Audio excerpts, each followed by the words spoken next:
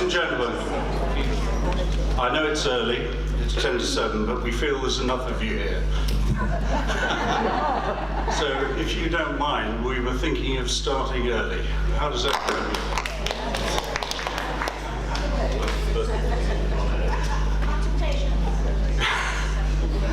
So anyway, good evening to you on this firework night. Let's hope they all stay outside. Welcome to the Teddington and Hampton Wick ward conversation. My name is Richard Baker and I'm one of the councillors for Teddington ward. My role this evening is to introduce you to the panel and our chair, Adele Cowell, and explain after that a little bit more about the community conversation itself. But first, I'm supposed to do the safety stuff. So I can see a fire exit there. That'll be, and one there. Have we all got them? Excellent. So any sounds, follow those doors. So chairing the panel is Adele Cowell, who is manager of the League of Friends of our much-loved Teddington Memorial Hospital. And no doubt she'll tell us a little bit more about what her role entails on that. It is Adele as an independent chair who will be responsible for guiding the debate this evening, keep an eye on the clock and keeping order. So once I've introduced our panel, I will pass over to Adele. So the panel this evening are Dylan Baxendale from Hampton Wick, Robin Brown. Excuse me, can I ask people to stand up so we can see them at the back? That's right. Thank you. Councillor Robin Brown. Thank you. And he's not here tonight, but Jim Millard is also a councillor in Hampton Wick and would have been here had it not been for work commitments that's kept him away this evening. So on my right, furthest right, is Councillor Martin Ellengorn. Yep, I don't go up very far, but Tim Woodcock, you must see him. And myself, Richard Baker. Now, also in the audience, because we have trespassed into their ward, are councillors Jonathan Cardy. good evening. Monica Saunders, and I was expecting Matthew Hull, but he doesn't look. Okay, perhaps he will complain. And they're ward councillors for Fulwell and Hampton Hill. So any particular questions that come up relating to that ward, they're here to take them. But they do have your own event. When is it? 5th of December. Also in the audience, we have Gareth Roberts, who's leader of the council, who is standing up. In charge of refreshments. Councillor Alex Amon, and who's deputy leader of the council, responsibility for transport, and it's going to be Alex that will be introducing the 20 mile per hour proposals this evening for the borough. Just a little bit of background on the community conversations itself. These are new pilot meetings which have been set up by the current administration. The format of them is evolving. They are now launched across the borough, or will be launched across the borough.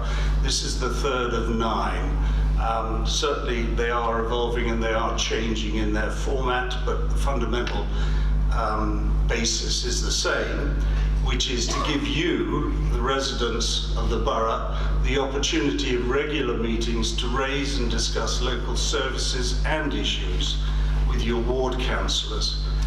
And hopefully, through that, improve dialogue between the council and residents. These ward issues, covering in this instance, Teddington and Hampton Wick wards, but also, these will also cover 20-mile-an-hour proposals, borough-wide issues, as well as the local issues. And to that extent, all ward councillors of all political persuasions are included. One final point on that, your feedback in deciding how these are formatted and how they're organised is going to be incredibly invaluable going forward, just to make sure that we try and get these things right and worthwhile. So I urge you please to share that with us or any of the officers. Please make sure that you feel these meetings are worthwhile to you. So on that, I will hand back to Adele to kick off the session.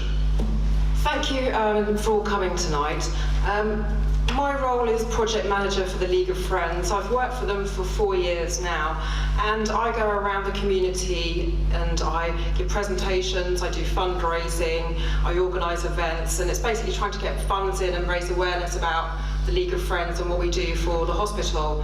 Our aim is to provide enhancements to both the services and the equipment at the hospital, and we've been going since 1954, and to date we've raised over £8 million for the hospital, and that's been making new wings, building new wings on the hospital, for equipment. We've provided the building of the chapel, and our most recent project has been the new X-ray machine for the hospital, and we funded that at a cost of £341,000. So we're really grateful to all the community for supporting us, and that's where all our funding comes from. A lot of people that donate to us have either used the hospital or a relative has used the hospital and maybe had end-of-life care. So I'd like to thank you. If I start off by saying that I was invited to talk here because I'm both working in the community and I'm impartial and independent. I've been asked to point out to you that there is going to be a microphone coming around, so anyone that is asking a question, if you could please wait till the microphone gets to you, and if you could hold it up by your face just so we can hear you clearly. Tonight is being recorded, but just the panel are being filmed, so the microphone helps with being more clarity on the recording, and that's going to go on the council's website so you can view it afterwards, or those members that haven't come will be able to see the proceedings of the evening.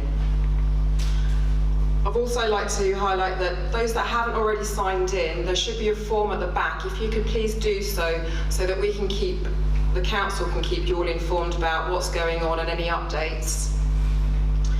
My role is independent, and I was invited here because I work within the community. I don't have a total sort of understanding about the new 20-mile-an-hour proposal or any other things, but the councillors are here to fend all your questions and answer them for you. I also would like to then say that Councillor Emmon is going to be talking about the proposal for the 20-mile-an-hour in the borough, and then we've got one pre-submitted question afterwards, and then we'll go to the audience if you'd like to ask questions. It will be done 7:45. We're then going to have additional questions on other issues, so that will then go to the floor for you to all ask anything which you want to. So I'm going to hand over now to Councillor Emmon, who's going to tell us all about the 20-mile-an-hour proposal. Thank you very much.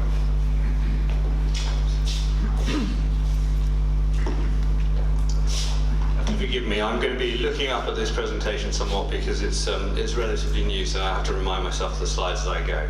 But I just want to start off by saying, just in basic terms, what it is that we as a council have begun a consultation on, and that is to reduce the speed limit across all roads on the borough to 20 mph, excluding those 2 roads which are noted up there, which are under the direct control of Transport for London. And we're proposing that we introduce a 20-mile-an-hour speed limit across those areas. Now, I guess one of the first questions about that is, why all those roads? One of the points that no doubt will come up this evening that I've heard at previous sessions has been, couldn't we sort of make a distinction between roads? And there are 4 key reasons. The first is safety. The majority of the accidents, injuries and fatalities that take place on our roads in this borough are on what you would describe as the principal roads. So to leave those out would have had a deleterious impact on road safety aspects of what we were trying to achieve with 20 mile an hour. Simplicity is the other factor here, because if we adopt a single 20 mph rule across our borough, then we end up with less confusion, and we end up with less chance of some of the issues that have been experienced in areas where perhaps they've implemented 20 mph selective zones, which I can get onto a little bit later. Critically, it came to my attention when we got into this administration that cost was a major factor here. We found out when we got our feet under the table that to deliver a residential road only proposal would actually be roughly double the cost of delivering an all-borough proposal. So it's about £1.5 million for reduced road safety implications, whereas £700,000 is roughly speaking the cost of an all-borough, all-roads approach. And as I say, it's more straightforward, because critically, not only is it simpler for people to understand, but one of the issues would have been wherever we drew some kind of distinction between roads, I feel very strongly that we would have been subject to quite a lot of arguments and representation from residents that lived on one road that was 30 who wanted to be in 20, and vice versa. And we could have had a very extended conversation, I think, that would have potentially caused a range of issues about exactly where we drew those lines between 30 and 20. So it's a bit slow, but it is working. So you may not be able to see all of this, but basically what this slide does is it just demonstrates the road safety argument, which is to say, in this borough we've seen a 2% overall reduction. Sorry, we saw a 2% reduction across London as a whole in the outer London boroughs. But in this borough, over the same period, we saw a 2% increase in the same.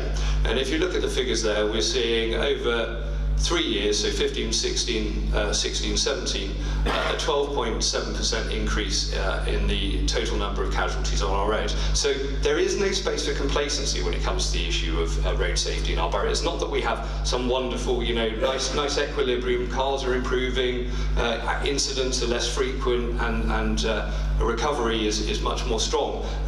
That is true, a lot of those factors are true, but what we are seeing in this borough is a real terms increase in overall casualty levels, and that is running against a London, outer London borough trend.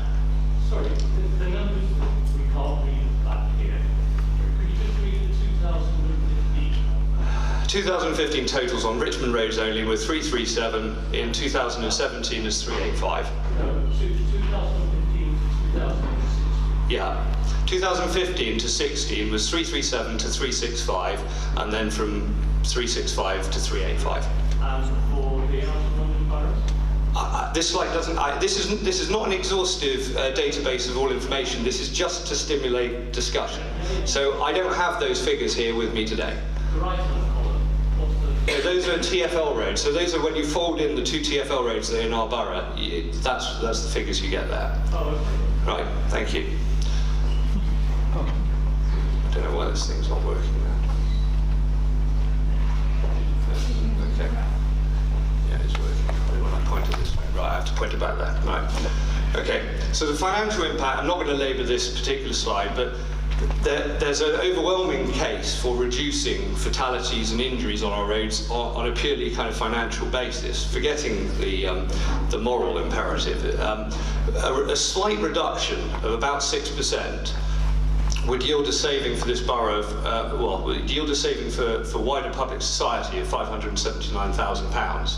And that's from the police, that's from all the related agencies that get involved in such incidents.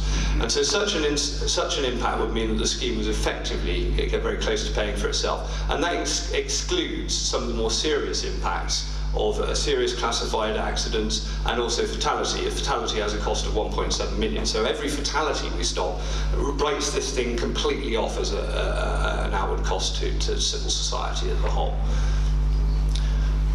I just wanted to point out here within this slide that this isn't some sort of outlier proposal as well. What you'll see is with the darker green here, and I've got another slide that follows that perhaps will show it better on this screen, but the darker green boroughs captured here already have 20-mile-an-hour speed limits on all, if not all, very close to all of their road network. The lighter green show basically a commensurately reduced level of 20 mph, but that is the overall picture in London. And to put it in different terms,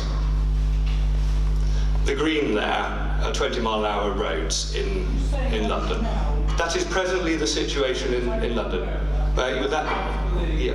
Well, that's a TfL picture. Is this information available on the Yes, this slide comes from Transport for London, so I can send a link afterwards, no problem. It's actually in the bottom corner of this particular slide, actually, the reference, but this came directly from a TfL publication. We've had no hand in drafting it. So this just actually shows, this is not some, groundbreaking proposal. This is fairly common across a large swathe of London. Beg your pardon? Sorry. Well, the blue and purple is actually a morass of different shades of things, but it basically shows 30 miles an hour upwards. So anything that's not green on here is effectively 30 or higher. Are you saying the green? I think, sorry, I just want to limit questions to immediately after, because otherwise this presentation is going to drag, but... Right, I don't want to get confused.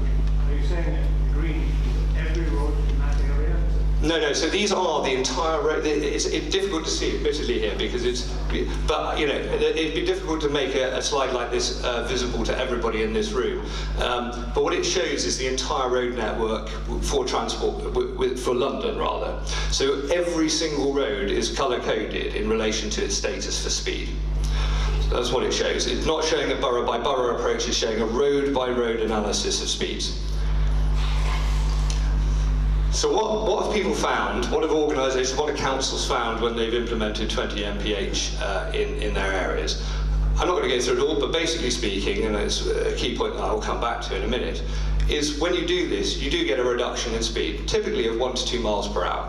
That's typically what is actually achieved in a speed limit reduction, as opposed to, forgive me, can I get through the presentation and then we'll take questions at the end, because otherwise this really is going to drag. Well, I'm going to touch on this. Yeah. The councillors finish speaking, there will be a chance to. I'm all ears in terms of questions. If you just let me get through the presentation, then you might find whether or not I've addressed your question at the upfront. So, what we do know is that for every 1 mile an hour reduction that takes place on our roads, on average, you get a 5% reduction in accidents. So there's a meaningful relationship between a reduction in speed of 1 to 2 miles per hour and actually a percentage reduction in accidents. So I'm not underestimating in any way the impact of even this relatively modest level of a reduction in speed.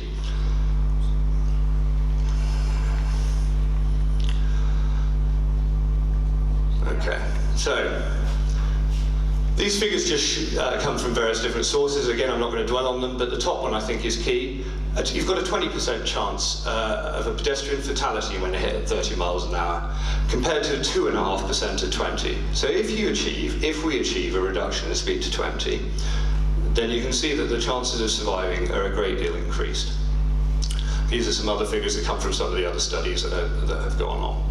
This figure you're not going to be able to analyse in great detail, but it shows from a specific example, which is Bristol in this case, that implemented 20 mph speed limits, that there was an average speed reduction of 2.7 mph, but more broadly they worked out in much more detail what the implications of their 20 mph was in terms of savings, and they estimated total savings of in excess of £15 million a year in relation to the injuries and accidents and fatalities that had been reduced as a direct result of that.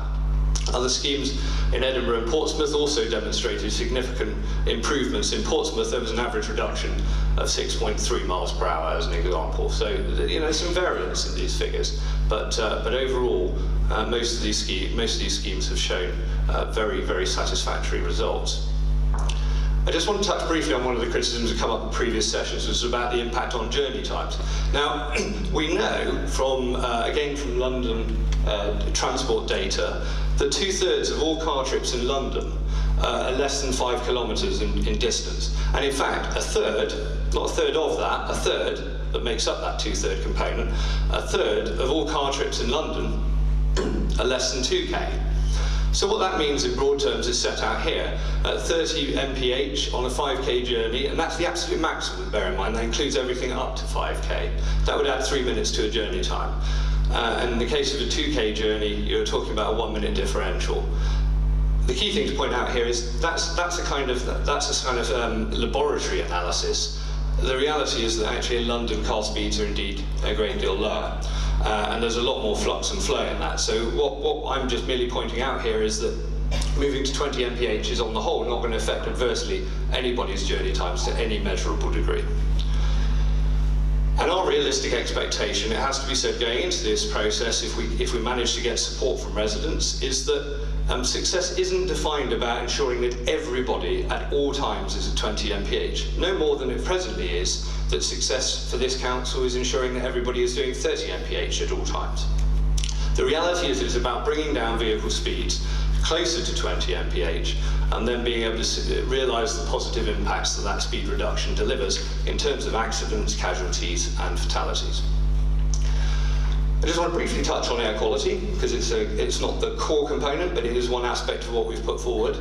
There's plenty of data out there that shows a significant reduction in harmful emissions as a result of the reduction in speed.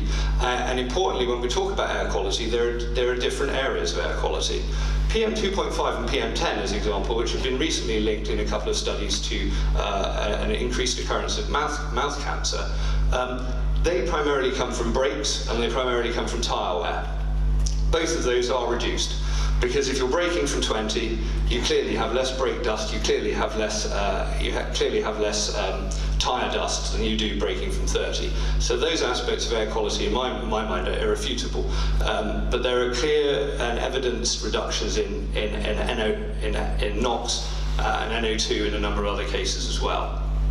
What I do want to say is all of that is based upon, again, laboratory analysis. What is key here, and is a key component of why we know it will improve air quality, because it has been done elsewhere, is because it isn't about taking the existing use of vehicles and overlaying them on 20 mph. The reality is if we make our roads less hostile to cyclists and to pedestrians, more people walk and more people cycle.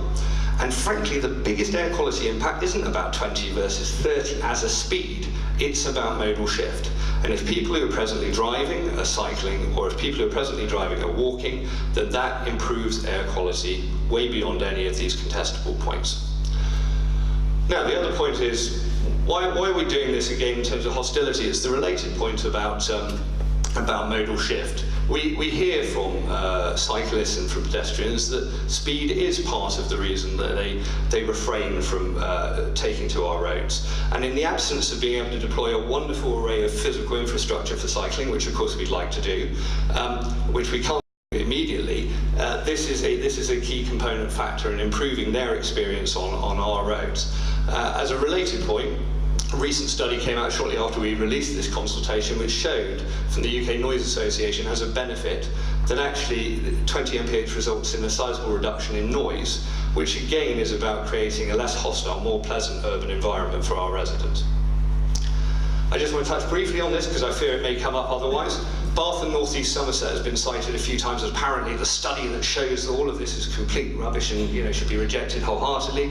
Sadly, it's not, because actually what it does is it's evidence why 20 mph zones, which are distinct from limits, can have some unintended consequences. And zones, broadly speaking, are about heavy engineering measures to reduce speed. They're targeted in specific small areas, whereas a zone, in our case, is a wider application, and it doesn't come with any physical engineering infrastructure. And what we saw in the case of Bath, which was subject to quite a lot of political ping-pong. It's an administration which changes between Conservative and Liberal Democrat administrations, so you might gather that might lead itself to being played with somewhat. But what we found was that actually the main issue was about the movement between zones and between different sets of physical infrastructure related to them. So those are my broad points there to just sort of flush out some of the issues that we know have come up through the consultation and in some of the initial dialogue, but I'm here very much to react and respond to your questions and your points, so thank you. Thank you, Councillor Emin. We've just got one pre-submitted question from Marichal Christie. Are you here? Marichal Christie?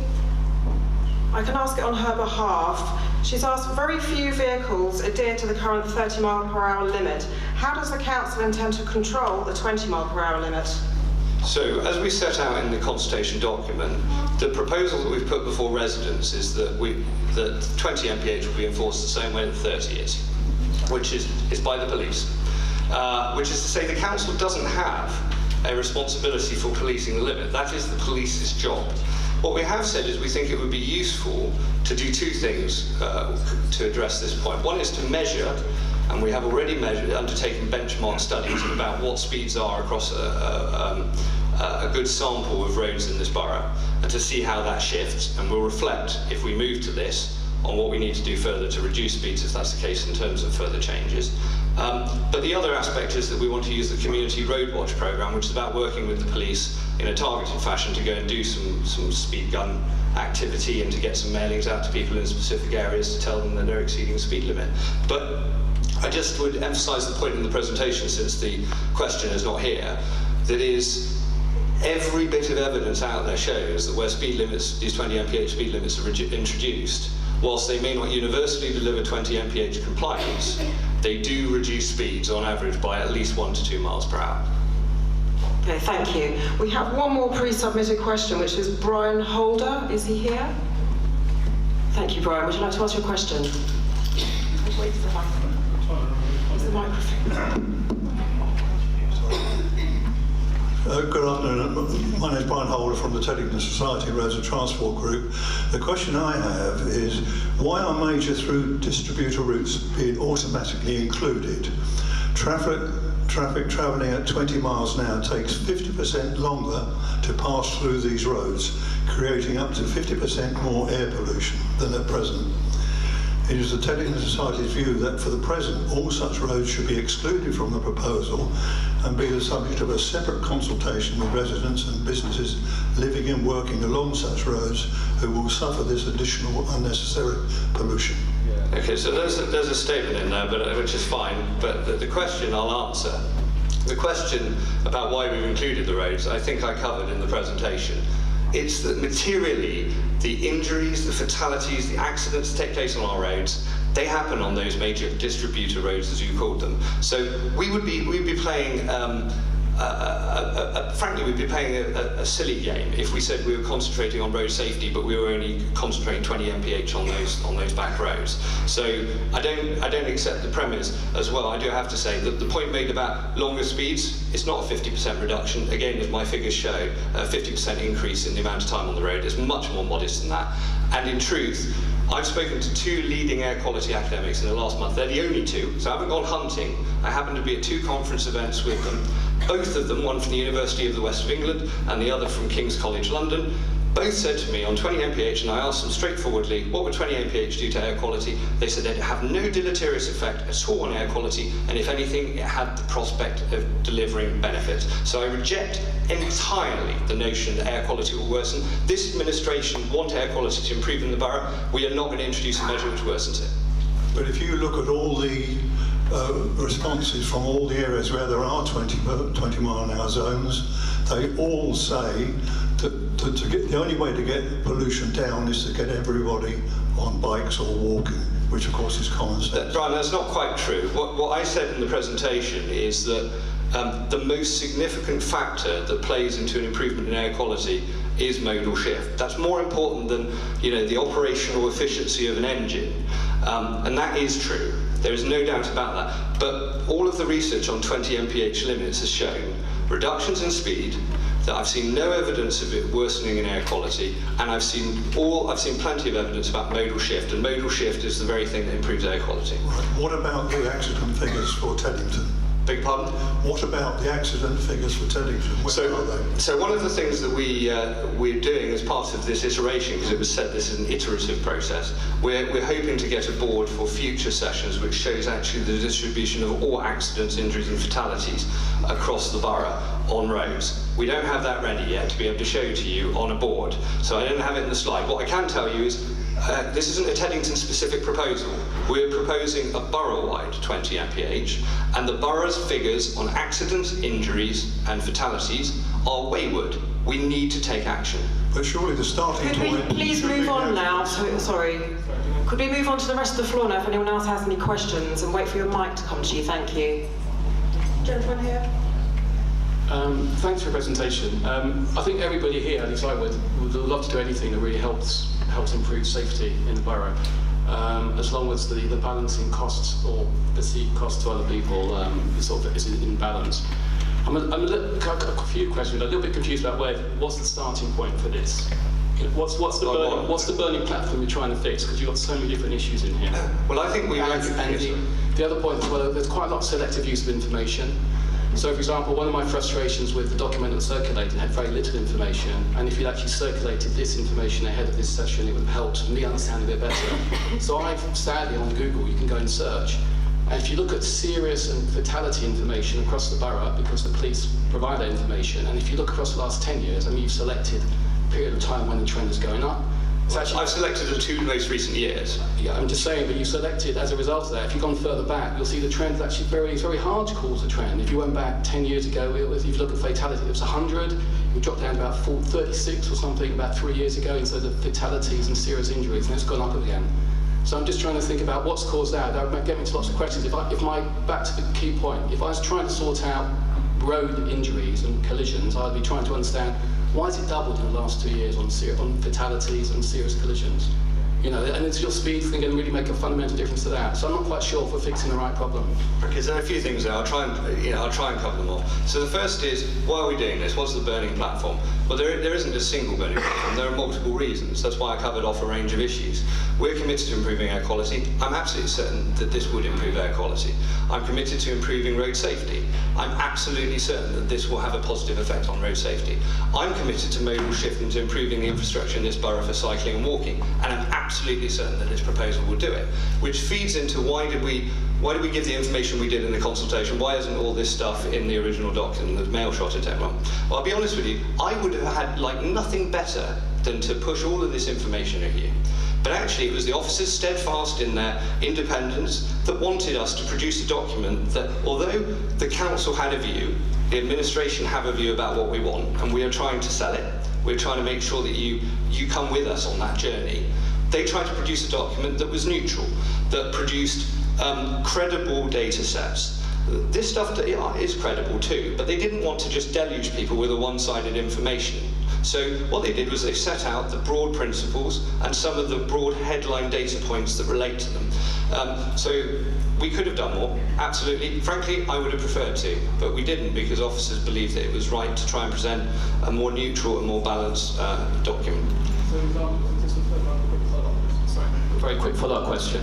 So, in your role as being in charge of transport, why do you think collisions and serious injuries have doubled in the last 3 years? I haven't been in post long enough to be able to look through all of that specifically. So I come back to me to But what I will say is this: there is let me answer the question. There is no accident anywhere in the country that doesn't have as a significant contributing factor speed. And certainly when it comes to injuries and fatalities, speed is a factor because you can't die if you're hit at 1 mile an hour. You're not going to, on the whole. You're going to die if you're hit at 30, 40 miles an hour. So speed is, without me looking at the data, speed is a clear contributor to the accidents and the fatalities we face in the borough. Anyone else like to ask a question? Gentleman here. Yes, you were talking about the community road watch scheme being set up. Now I assume, tell me if I'm wrong, that this involves getting a group of volunteers together in particular areas and providing them with speed measuring equipment. If someone measures someone doing excessive speed on a road, what happens then? Do they pass that information to the police, and what do the police do? So it's a good question. It's a police-run scheme. So it involves the police. So you're right, your description is broadly right. There are a bunch of volunteers, residents in this case, that would get involved, but they would be overseen by a police officer, and they would use that equipment. And my understanding is that what happens is that those vehicles that exceed speeds will be sent a mailing that isn't a fine, but it tells them you were seen exceeding speeds, and you should kind of take an adjustment. So it's a desire to try and deliver compliance, not to punitively chase people. Okay, thank you. Can we take the one at the back, please? Which back, sorry? Back with a hand up.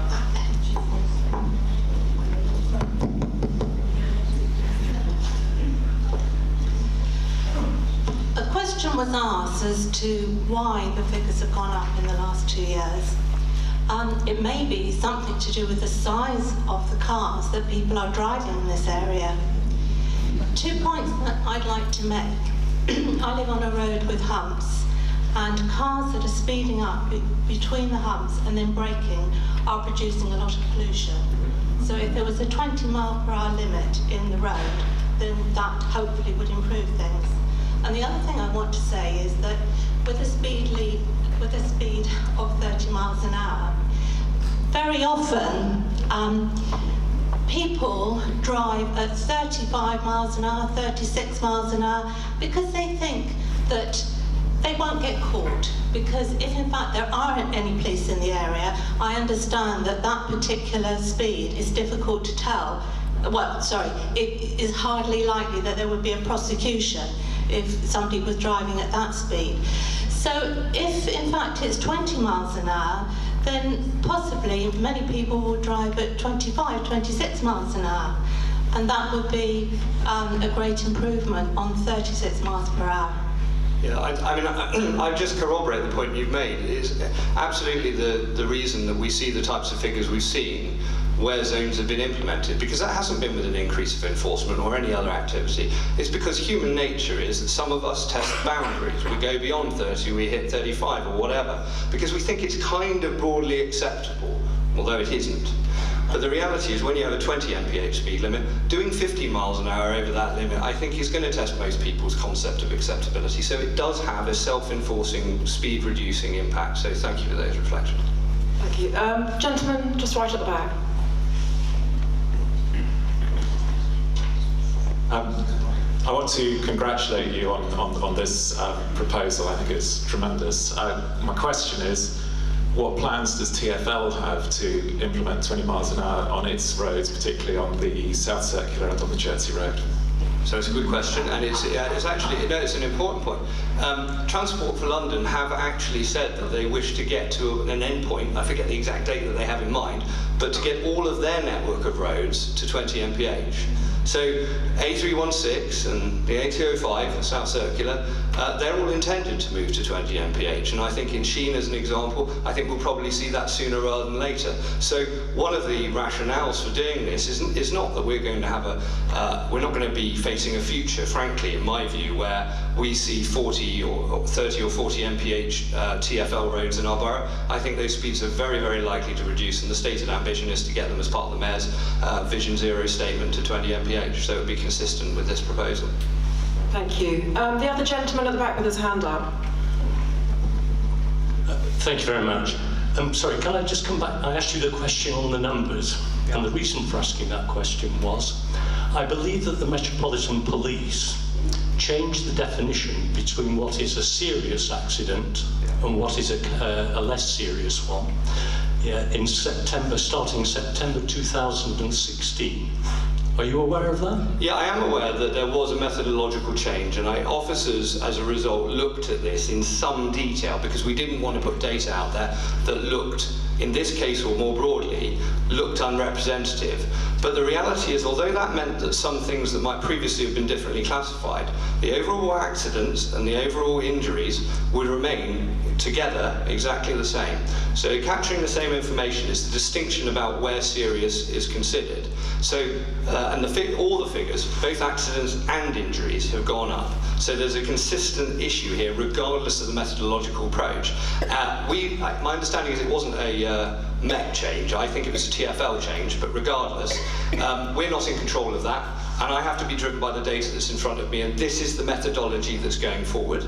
So that's the basis on which we can benchline how we're doing going forward.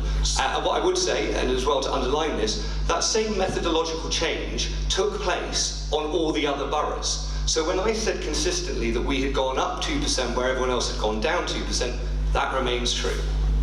Sorry, if I can just follow up on that. Yeah.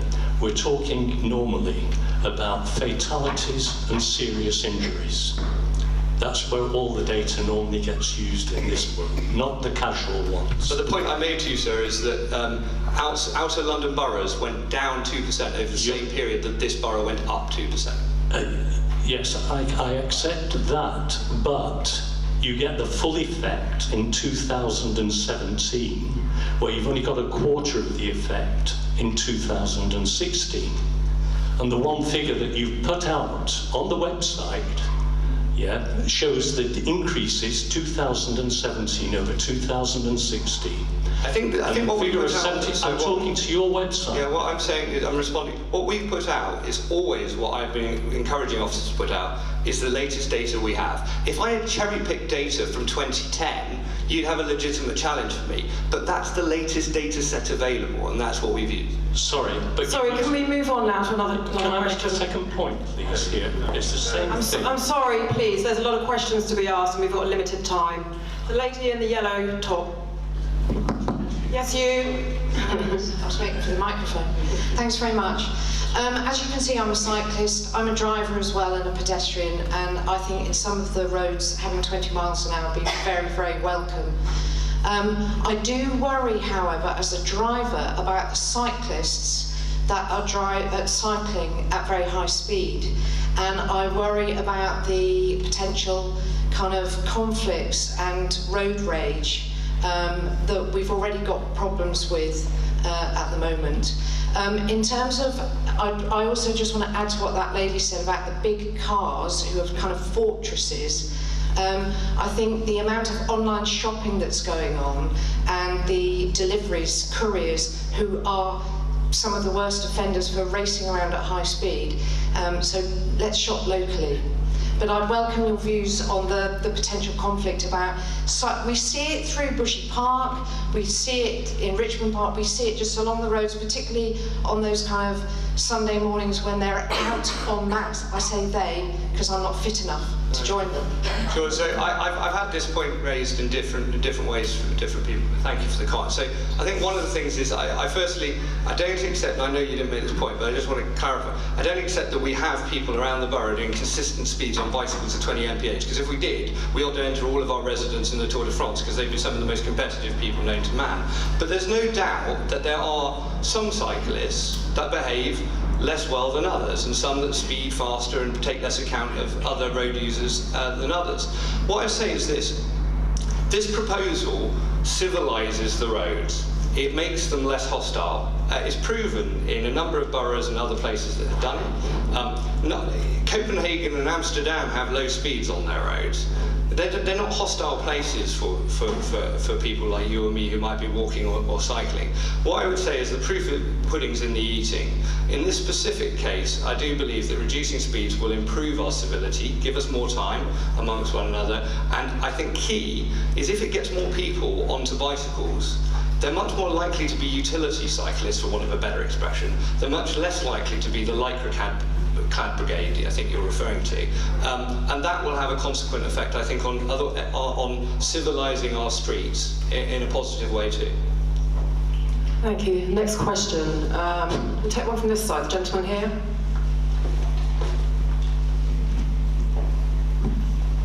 Good evening. I have to say I find your data is selective and biased. But nevertheless, it depends upon the assumption that you're trying to reduce accidents. Well, you failed to mention that the number of cases with the 20 mile an hour introduction, there's been an actual increase. And furthermore, if one of your slides, it's difficult to remember all the information that came up, but one of them in particular said every 1 mile an hour reduction results in a 5% reduction in accidents.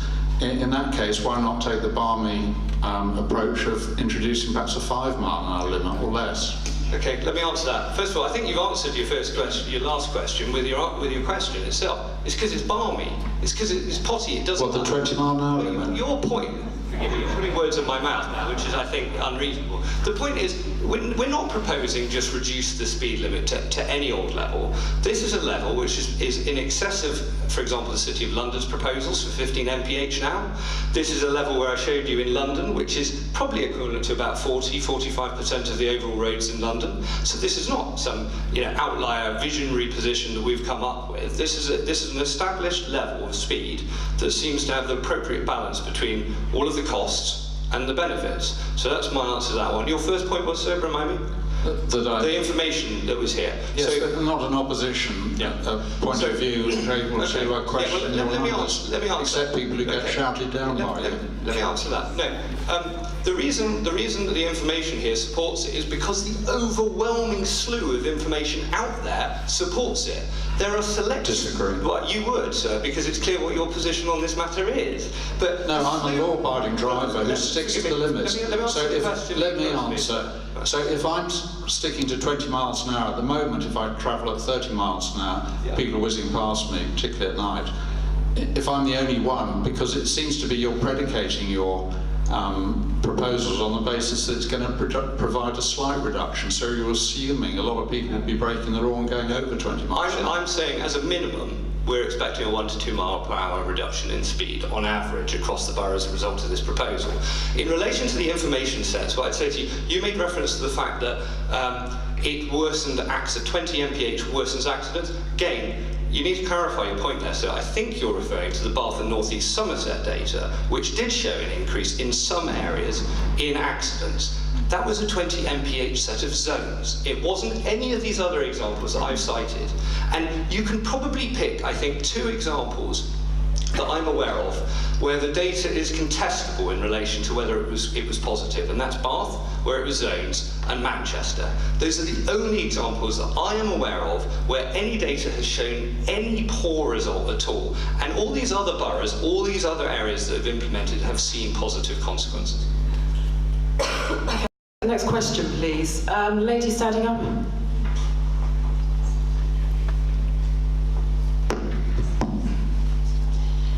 Can I ask how you're going to decide whether we go ahead with this? Are you going to do a poll, a referendum? Will the responses to this... Referendums don't have particularly good results. Well, I agree with you there. But anyway, but will you know, there was a big debate about CPZ consultation. A lot of us felt as if the area that was kind of got smaller and smaller until everyone there said yes. And I want to make sure that this is actually transparent about how many people vote one way or another. Okay.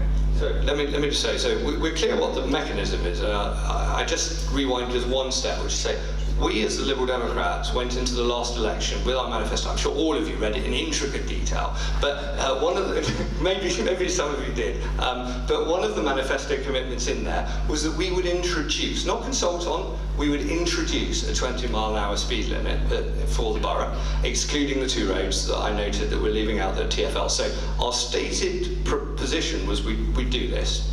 Now, having got into office, and recognising that another one of our manifesto commitments was about being an open town hall, was about being responsive to residents, about being consultative, about changing the way that this administration is run from our predecessors, is that we felt it was right, and I feel it's right, for us to consult, and that's what we're doing. We've got a 12-week consultation. We did a leaflet drop to every household. We are running, as a part of every one of these community conversations, a session where I am scrutinised by residents on these proposals.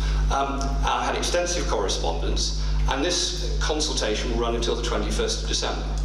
Now, when we get the results, we'll look at them, because we didn't just ask yes, no. We asked a range of questions, and those of you that haven't responded, whatever your view, I really must encourage you to take part, because that's the only way we're going to be able to make a properly rounded decision. We'll look at the results and we'll make a judgment. Clearly, if the overwhelming majority of people that respond say they don't want this thing, we'll have to think again. But it is not a referendum. It is a consultation, so we're collecting views. It's as much about the substantiveness of the arguments as people's position on the matter. And I have to say, so far, I haven't heard very strong arguments against. I've heard a lot of concerns and a lot of fears, but I haven't seen much in the way of substantive arguments about why it will have a deleterious effect on our borough. And that has got to be one aspect of what we look at. It's got to be the kind of materiality of the points made, as well as the strength of views. Can I just say that you were saying that one of the main things is that there's a modal shift, and I can get that, but I think Teddington, and I'm talking about Teddington, is that people do walk and cycle here. We've got our parks and everything else, so people actually, I don't know that we'll get much of a reduction. I mean, increase in people taking other forms of transport. What worries me is we are also one of the lowest boroughs in London, and we have this, I think it's called an anticyclonic gloom in the wintertime, and it traps aviation fumes and all sorts of things. And during the winter, are we going to get people walking and cycling more? I don't think we are. So I'm concerned particularly about air quality in the winter time. Well, I mean, those are reasonable concerns. What I'd say is that I can reflect back to the data. A number of places where this has happened, there have been increases in that modal shift. And I suspect, I'd have to go back through the slides to find them, but I suspect some of them were further north in England than here. And so I imagine the weather's probably therefore a little bit colder and therefore less kind of conducive to cycling and walking too. So look, I agree with you that winter time you're going to find more reluctance to go out and walk and cycle than you are in summertime. But overall, what we're looking for is creating an environment that lends itself to making more people feel confident about using it for those purposes. Personally, I think that the road should be as welcoming to somebody who wants to get on a bicycle or walk as it is presently for somebody who gets into their car, and I don't believe it is. Okay, we've got time for about 2 more questions. Lady at the front.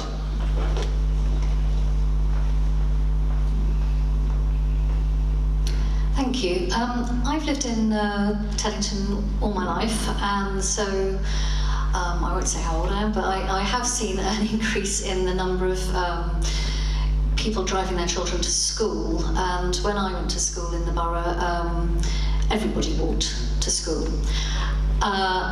Nowadays, very few children walk, and even less seem to cycle.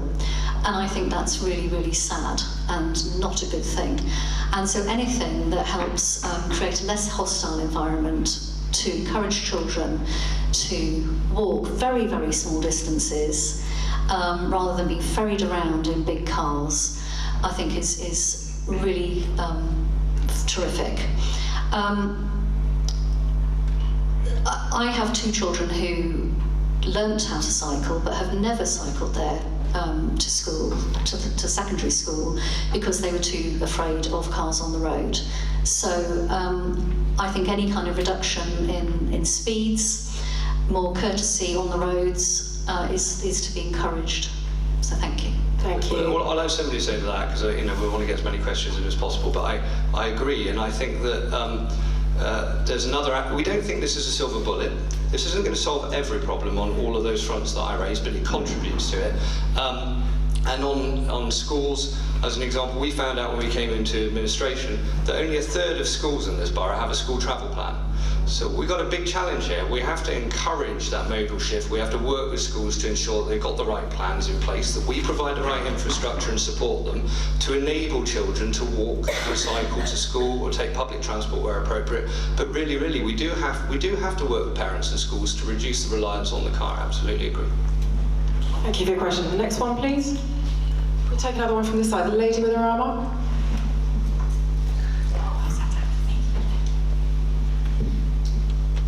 Thank you so much for the presentation. I agree with the 20 mile an hour limit, but I have to point out that it should also be associated with schools giving firm lessons about cycling to children, because where I live in a road with 3 schools, very often I am a car driver and I don't mind going slowly behind cyclists, but very often the potential for very dangerous accidents is there, and the schools should take more responsibility. So if we're encouraging children to cycle, we should also bring schools into this. It's very important. I also live in a place where there's going to be a potential for a bridge across the Thames, which is for cyclists and walkers. And I'm very disappointed in the fact that I have heard this through the grapevine, but we haven't had a consultation on that. Although this is not about the bridge, I'll tackle the bridge in my remarks. But I think we should work with schools to try and improve that behaviour. What I would say is I believe that by 20 mph it contributes to that, and so thank you for your support. But I think it contributes to it in a number of ways. It means that children will not always be cycling on the pavements and don't get roadwise, which I think is one of the challenges. And I think it also means that people are doing slower speeds. When children or vulnerable people in the road make mistakes, we all as motorists have more time to respond to them without creating a fatality or an injury. And I see that a pretty wonderful thing, actually. I don't want as a driver, I mean, I drive a car, I drive a moped, I've got a bicycle. I don't ever want the prospect of somebody's death or injury on my hands. On when it comes to the bridge, so, well, it was news to you, it was news to me too. So when I got into post, I found that the previous administration had done this wonderful study looking at potential sites for a bridge crossing. News to me as a councillor. And I felt that the right thing to do was to publish those findings, that feasibility study that was conducted at taxpayer expense, and to get a view of residents. And so presently there is what we are calling a call for evidence, not a consultation, but it is, but to all intents and purposes, a consultation, without any kind of proposal from us as an administration. It's making public that feasibility study the previous administration undertook, kept secret, probably had no plans to release, probably decided to back an idea or two, and come forward and tell you what they were going to do and then consult. Instead, what we've decided is much more transparent and open to say, well, here's what was looked at, tell us what you think, and we can then factor that into whether or not we want to pursue any of them or none of the proposals at all.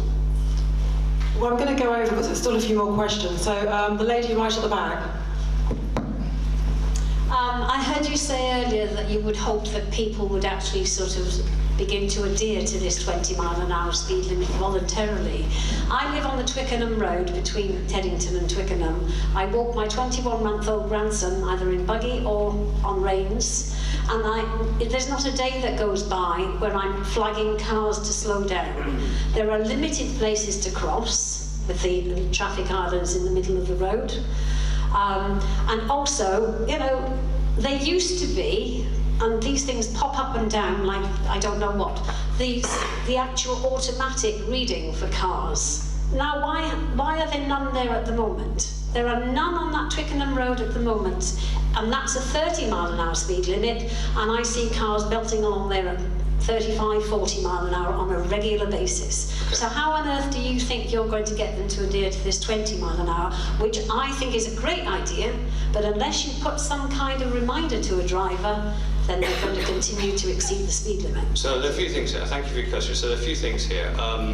So on that specific of the counter, I'll take that away and ask officers. I don't have the information to hand, but we'll find out why that's not there anymore. Some measures like that can be used, but I think what we'd envisage doing and what we've proposed is that if we move to 20 mph borough-wide, it'll be like for like, so that we can use all the benchmark data that we've gathered under 30, and we can compare it with 20 without newly deployed measures on top. So we can see what effect it's had, and that's what all of the data sets I've shown from other places that have introduced 20 mph limits have done, is they've shown what happens just with the limit. Nothing else, because it's hard to then disentangle what the impacts were of other things. So I think there's that. And on your specific point about 20 mph areas that presently aren't holding people very well to the speed, all I'd say is I think that's another reason why we want the borough covered.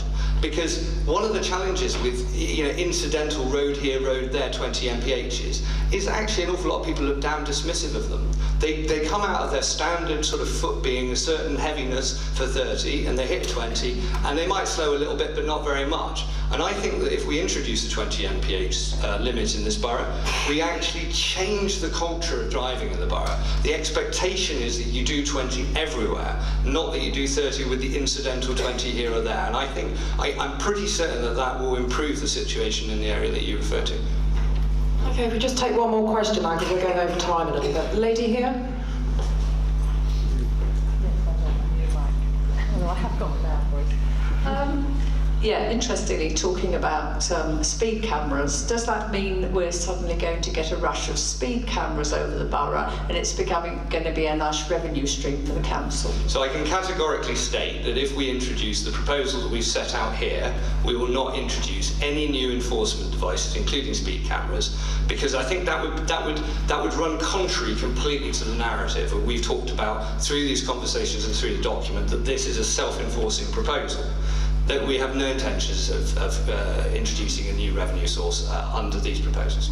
The only concern I have about the whole thing is that if it's not policed, Well, people stick? that's the reason for the before and the after, and that's the reason that we will then look at how we've done. And if then we find from residents in specific areas that they want us to go further, that they want us to introduce physical traffic calming measures in some places, they want counters or whatever, then we'll have to look at that. But what we're trying to do is we're trying to say, look, we're fairly certain from the evidence that's out there that this will reduce speeds. Whether it reduces them enough for residents is a separate point, but it will reduce speeds, and therefore we commend this idea to you without any additional traffic calming measures as part of it. Okay, I think we're going to have to move on now because of the timing.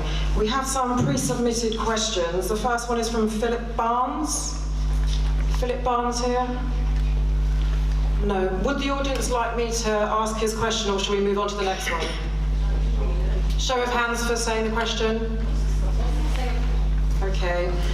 Please can the council consider making the necessary commitment to apply urgent to the Udny Park playing fields designated as a site of metropolitan importance for nature conservation? Which? Thank you very much. Does this work? Can you hear me? Yes. This is a very different question from what we've been discussing previously. As you probably know, the Quantum's proposal to develop much of the Udny Park playing fields, they went straight to appeal, which is not going to be heard till June or July, but the council have taken a unanimous view to resist this proposal because of the loss of open space and playing fields. That's all right. Well, it always happens when I speak. It's usually Piccolo, but our view on this is supported by the Mayor of London and by Sport England. Now, it's quite a technical question we're being asked by Philip Barnes. There are various levels of protection of nature sites, but this particular site, because it's been in private ownership and its playing fields, has never been regarded as likely to have any nature interest. But only in connection with the council preparing for the appeal have they been on site, and Vicky sitting there will correct me if I get this wrong, she knows more about it than I do, and they found that even if it's not that interesting from the point of view of the plants, because it's mainly playing fields, it is a bat corridor, and as you probably know, there are all sorts of bats that go down the Thames and they go through here. So it would be, in our evidence to the appeal, we will be making this case. I think we're going to be saying, this is the council, that it might be worthy of a higher designation, a high designation, society of metropolitan interest. Now, the point about this is the council can only designate sites in the context of the local plan process, and we've just adopted a local plan. So all we can do at the moment is point out this looks as a lot more interest than we thought, and give all the evidence about the bats. And then when we review the local plan, which might be quite soon actually, because the Mayor of London's plan is quite different from his predecessors, we will look at that again. But the Mayor has to agree to this very high designation as a site of metropolitan interest. It's the sort of thing that's applied to Richmond Park, Bushy Park, Amlands, places like that. So it's interesting, and the bats may be further weight against Quantum's very, very bad proposals. Okay. Thank you. Our second question is from Jeremy Porter. Is Jeremy Porter here? Would you like me to ask his question? It says, I help run a group of Explorer Scouts in Teddington. The kids are aged between 14 and 17. Is there some community projects on a Wednesday evening we could get involved with, or help the community on some occasions?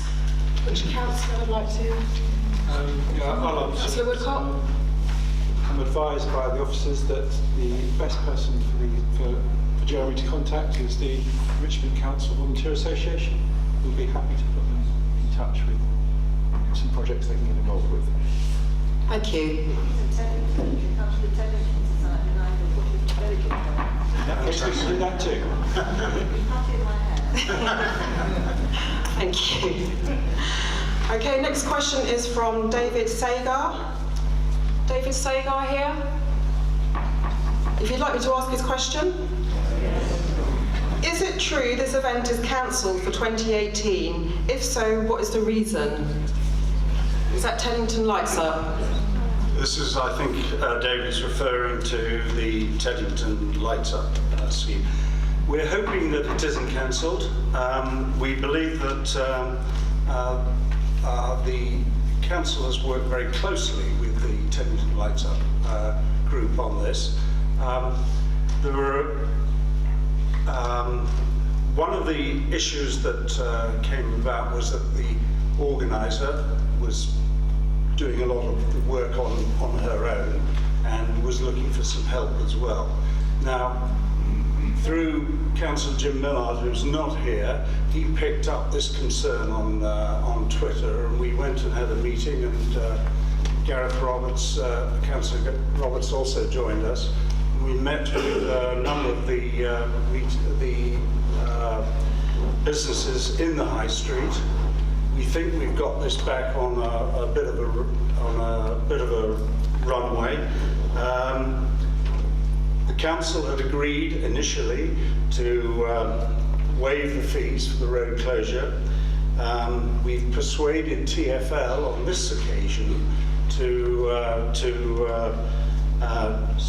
not charge for diverting buses down the High Street, and we're not charging for any cleansing of the street after the event either.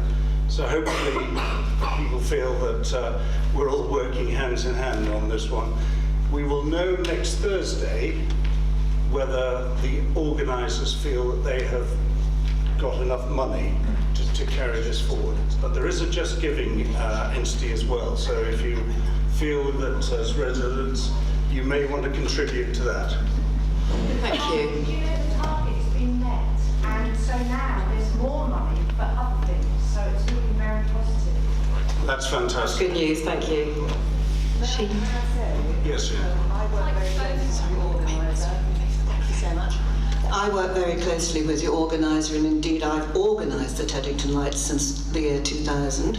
I am assured by Bowner that the event will take place. There was no question of the lights not going up, so all the high street lights will be there, and the big tree will be there, sponsored by Lensbury. But she, as the lady says, has reached her Just Giving target. But if you want to give more, that money will be carried forward because we need to pay for it next year. So the road will be closed from 5 o'clock, events will start from 5:30, the lights will officially go on at 6 until 8, and they hope then between 8 and 9 to clean the road. And I'm very pleased that you're going to clean the road for free, because we were lumped suddenly with no warning with an enormous charge for cleaning the High Street. The amount of litter is unbelievable, but thank you so much for all your help. Thank you. Next pre-submitted question is from Terry Ann Scoble. Lovely, if we just laid it down at the front here.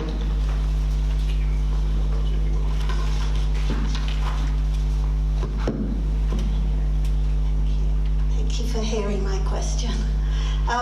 Please may we seek protection for local garden environments. Planning take more consideration for front of properties than the rear. A local garden was recently totally destroyed, which had established trees and planting and supported wildlife. I would also like to put the question, instead of mowing grassy public areas, please may they be planted with meadow seeds and planting, great for pollinators and for us. Which one of our panel would like to take? I seem to have drawn the short straw on this. I have a garden which I converted from hard surfacing to soft surfacing, and it's now full of plants. And nothing else can get in, and they can't read the meters because the plants are in the way. So my heart is entirely with you, and I wish somebody else in my road could take the same line. Sue, you could have a soft surfacing in front of yours.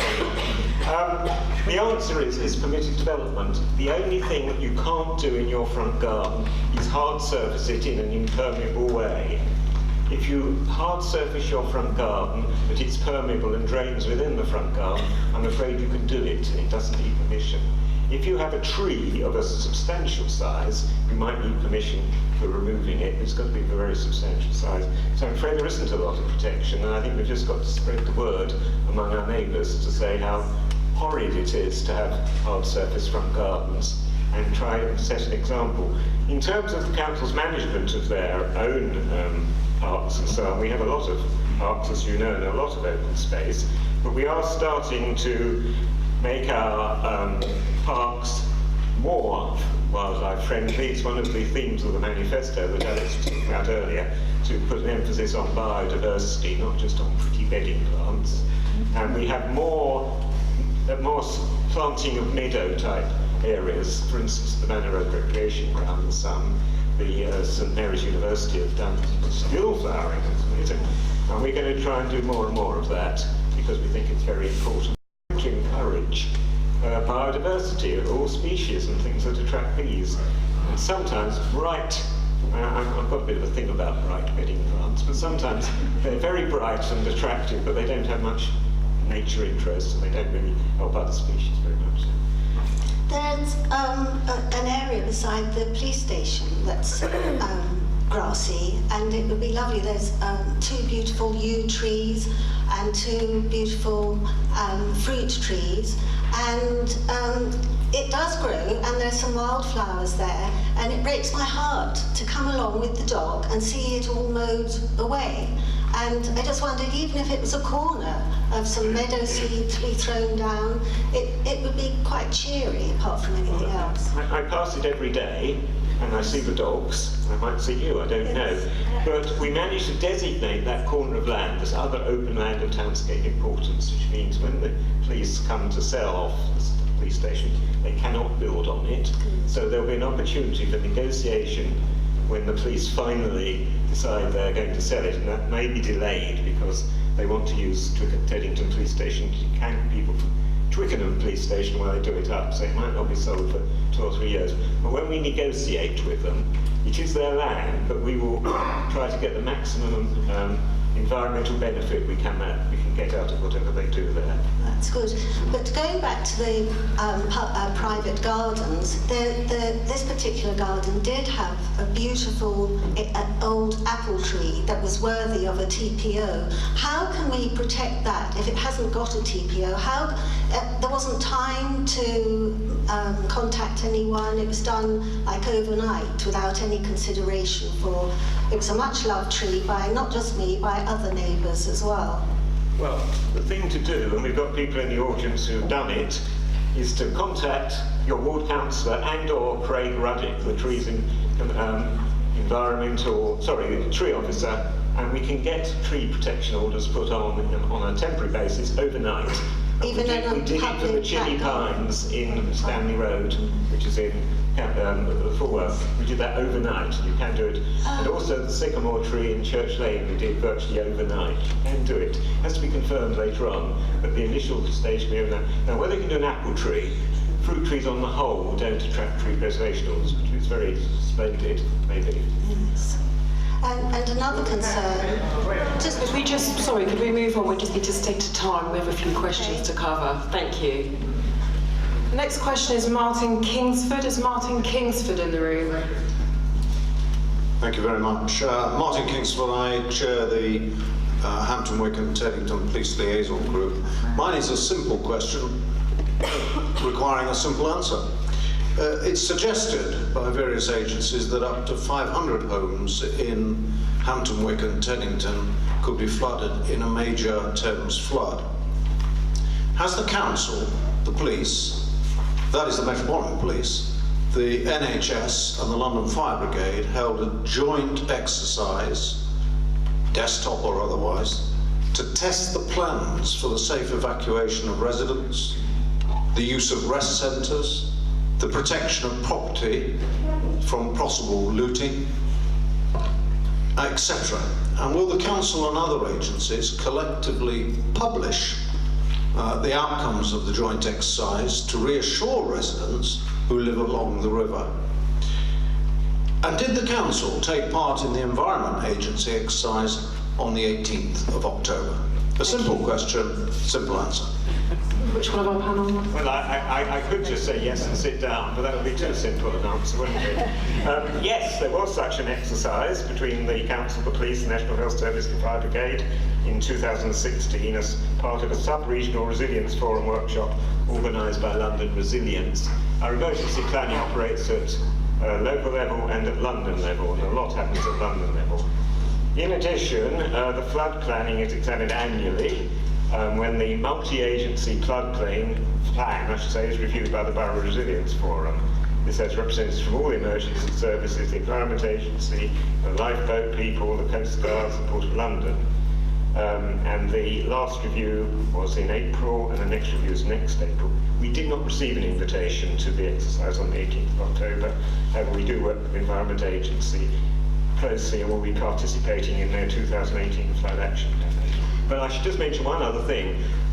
Since we came to resume our majority control of the council and of another number of councils, the South West London place on the Thames Regional Flood Committee has gone to our party, the Liberal Democrats, and they looked at me and they said, well, you can do it. So I'm now on the Thames Regional Flood Committee. That puts me in quite a strong position to put the case for the borough and indeed for Teddington, and that is what I will do. And I've had an amazingly large number of meetings already, and also with the borough's emergency planning officer, who seems a very fine lady. I'm meeting her again in December, so we can follow all these things up, including the question, which I've not been briefed on, as to whether we will publish the results of the last exercise. Thank you, Councillor Elligan. We have another... Sorry? Can I come back? Yes, of course. Thank you, Councillor. You're the first person to, and I'm addressing all of the agencies that over the period of time I've been attending, particularly in 2014, when we had a meeting with those agencies as the police liaison group, because as everyone knows, there is a thing called police primacy. Would you, Councillor, come to the next meeting of the PLG so that we can place on the record the council's position on that, and I can then invite police officers who work with you to also attend. In terms of public reassurance, I think Christina Gore may be here, but one of the issues would be where are going to be the rest centres and how are the various agencies involved in sorting out those rest centres. I'm particularly thinking that some of the schools, of course, will be in the flood area, so I'm advised. But would you come to the next meeting, please? I will attempt to come to the next meeting. Yeah. Thank you. Next question is again from David Sagar, who isn't here. So he was wanting to ask, it's very pleasing to see poppies on all lampposts along Teddington High Street. It is, however, a pity that this act of remembrance appears to end at the rail bridge and does not extend along Broad Street. A particular pity, as Broad Street is the shopping street that is the closest to the War Memorial, that has its name of all the local men who lost their lives during the Great War, and indeed the closest to Teddington Memorial Hospital, funded in memory of World War I. Hence, Broad Street is the first place of the route for the organisations who will march on Remembrance Sunday. Do these poppies receive any funding from Richmond Council, or is it only from shopkeepers? It is a pity that there could not have been more comprehensive Teddington response that including both our main shopping areas, especially that this is the 100th year of the remembrance. Councillors? Hi, I'll answer that question for you. The poppies have been put up by the local business association. The council doesn't pay for them, but the council does contribute to funding of the local business association. So all I can say is that if residents would like more poppies in Broad Street, then the appropriate port of call would be the business association that put up the poppies in the High Street, so they can then be put up in Broad Street. Sorry, why didn't they do it anyway? I don't know the answer to that question, I'm afraid. Sorry. I think I might be able to help, actually. Sorry. There are within Teddington, as you well know, there's the High Street and there's Broad Street, and they are different associations in terms of the businesses. Yeah, and it seems that not always the twain shall meet. And so one of the things that I'm going to try and look at for next year is to try and get a comprehensive, say, Christmas view for both the High Street and Broad Street. And I will go and talk to the shopkeepers within Broad Street to see if there's any change there. And I imagine that's very much the same in terms of the poppies. So I'm sorry to say that you're both wrong. I'm sorry, but the poppies are actually, they come from the British Legion. They're given free. They're not to do with the local businesses at all. And they're put up by one splendid man who goes out at 6 o'clock in the morning. And there's a finite number that he's given. And as his business is in the high street, that's why they tend to be in the high street. But the people who organise the Christmas lights, Bhavna Patel, is brilliantly. She's going to put up Union Jacks for me. I've asked her specifically, so businesses with the little mini flagpoles over the tops of their shops will all be hanging out Union Jacks, particularly for the celebration or commemoration on November the 11th. As regards the number of business associations this has not been helped by council officers over the years, and this comes down to the Business Alliance Forum, as I think it's now called. But I am told that Broad Street are going to join in with the High Street next year. A lot of it is to do with business rents, but Broad Street traders are largely multiples with managers, and they don't have the authority to join in and give cash, even if they wanted to, whereas the High Street are individually run businesses and boutique enterprises where the owners can spend what they want. And part of the trouble then is you've got all the other streets, Wardergrove Road, Church Road, Kingston Inn. But the Teddington Society for nearly 40 years has persuaded and cajoled and tried to get people to come together. So we're very much with you on that, Richard. Thank you. Thank you for clarifying that. Can I just say one thing about November the 11th? It's a particular anniversary. It's the 100th anniversary. It's a very sombre and serious occasion, and I hope we will have the maximum turnout at our war memorial in Hampton Road. And I think many of you probably know the Landmark Centre is putting on a special event, 5:30 in the evening, a serious event again, Fauré's Requiem with English and British war poems. And I think that marks it in a very appropriate way. I'm not saying that flags and things aren't important, but it is a serious, sombre, tragic occasion. And I think we need to mark it with appropriate solemnity and reflection. Thank you, Councillor Ellingham. We have one final pre-submitted question from Abigail Bunny. Yeah. Lovely. If you just wait for the mic to come.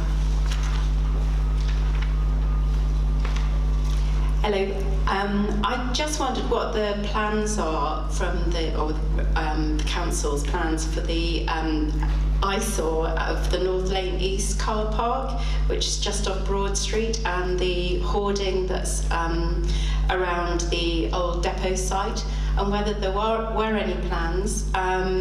11 residents have permanent car parking spaces there. The hoarding has just been maintained, which is wonderful, but it does deteriorate quite quickly, regularly falling down and graffitied. Fly tipping and antisocial behaviour regularly takes place behind the hoarding.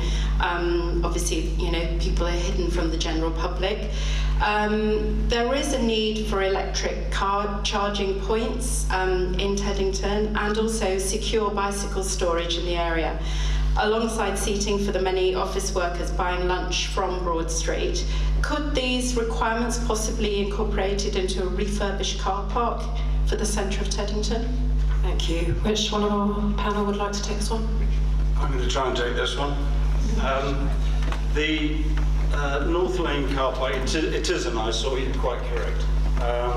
And I'm glad to see that, I think perhaps you've got the... Yes, thank you, because it does look better, but it will deteriorate. So the hoarding is back up, painted, and I think it's even got a little eyelet so that we can see what's happening inside, if we want to. But the... Foxes. In terms of the longer term view, it is owned by the council. It is a part of plans to try and create something out of that sometime in the future. You will all be well aware of the discussions, and it may well come up later, about the doctor's surgery that's moving from Park Road or wanting to move from Park Road. There have been discussions about North Lane, might that be appropriate or whatever. Myself and Councillor Wilson, who I saw earlier, who's actually the architect of these meetings as well, and Martin Ellengorn are spending quite a bit of time talking to the various parties to see if what could be done vis-a-vis North Lane Car Park, Ellery Hall, and potentially the police station. But as Martin said, that's further on, potentially further on down the road. So there are discussions going on about that. So in the short term, I don't think anything is going to happen with the car park, to be honest. But it is, we are aware of it. We are trying to find the best route to utilise that land. Was that, or that was it, or That's our final pre-submitted question. We'd now like to go to open floor for anything that hasn't already been covered. Gentleman here, if you wait for the microphone.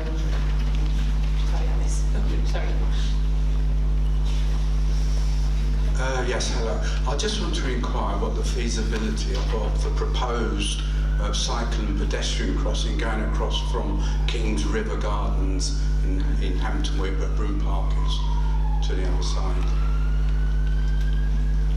Who would like to take this one? I think you touched on it. Is this a question about the bridge? Is that what you're... The proposed bridge from King's River Gardens. Right, so, sorry, I'm asking a question about Hampton Wick anyway, thank you. I felt I was at Teddington only session here for quite a long time tonight. So thank you for bringing Hampton Wick into it. What I do understand, having looked at the bridge report, if you look through it carefully, really there are two locations that came out as being by far and away the preferred ones, and they're obviously not in Hampton Wick at all. They're much further towards Twickenham end. One's this side of the island, and the other on the other side. So I think in reality it's quite unlikely that we would ever see something come to fruition that was actually that close to. There are already two crossings. We've got Kingston Bridge and we've got the lock. So there's a bigger need further down. And as Councillor Raymond said, this is when we've got feasibility. There isn't any money allocated for such a bridge at this point. We're really looking for ideas back from residents. I know some people had a concern about, well, would it be raised in a sale of a house if there was an issue about some possible planning? There are no planning implications at all from the feasibility study at all. It is just that, literally, a desk exercise. Okay. Gentleman at the front here. All the people from Broom Park sign a covenant when they buy their houses, and part of that covenant covers the residents' association rules. And the very first rule in that list is that there should be no cycles within the grounds. So all the people there have actually signed right back when they bought the houses, something that I imagine will get in the way of this anyway. Well, I'll come back to the point that one of the key assessments was, is the landing ground privately owned? And if it was, that was the key factor against consideration, which is why that particular bridge was public on one side, private on the other. But I think that clearly put it as, down the ranking compared to these other locations for some of the reasons that you're talking about. Okay, we've got anyone else? The lady just behind. Lovely. Thank you. On the basis that that bridge is unlikely to be considered, could it be removed from the list? I'll say, just forgive me for having my back to you. Perhaps we'll get it on mic.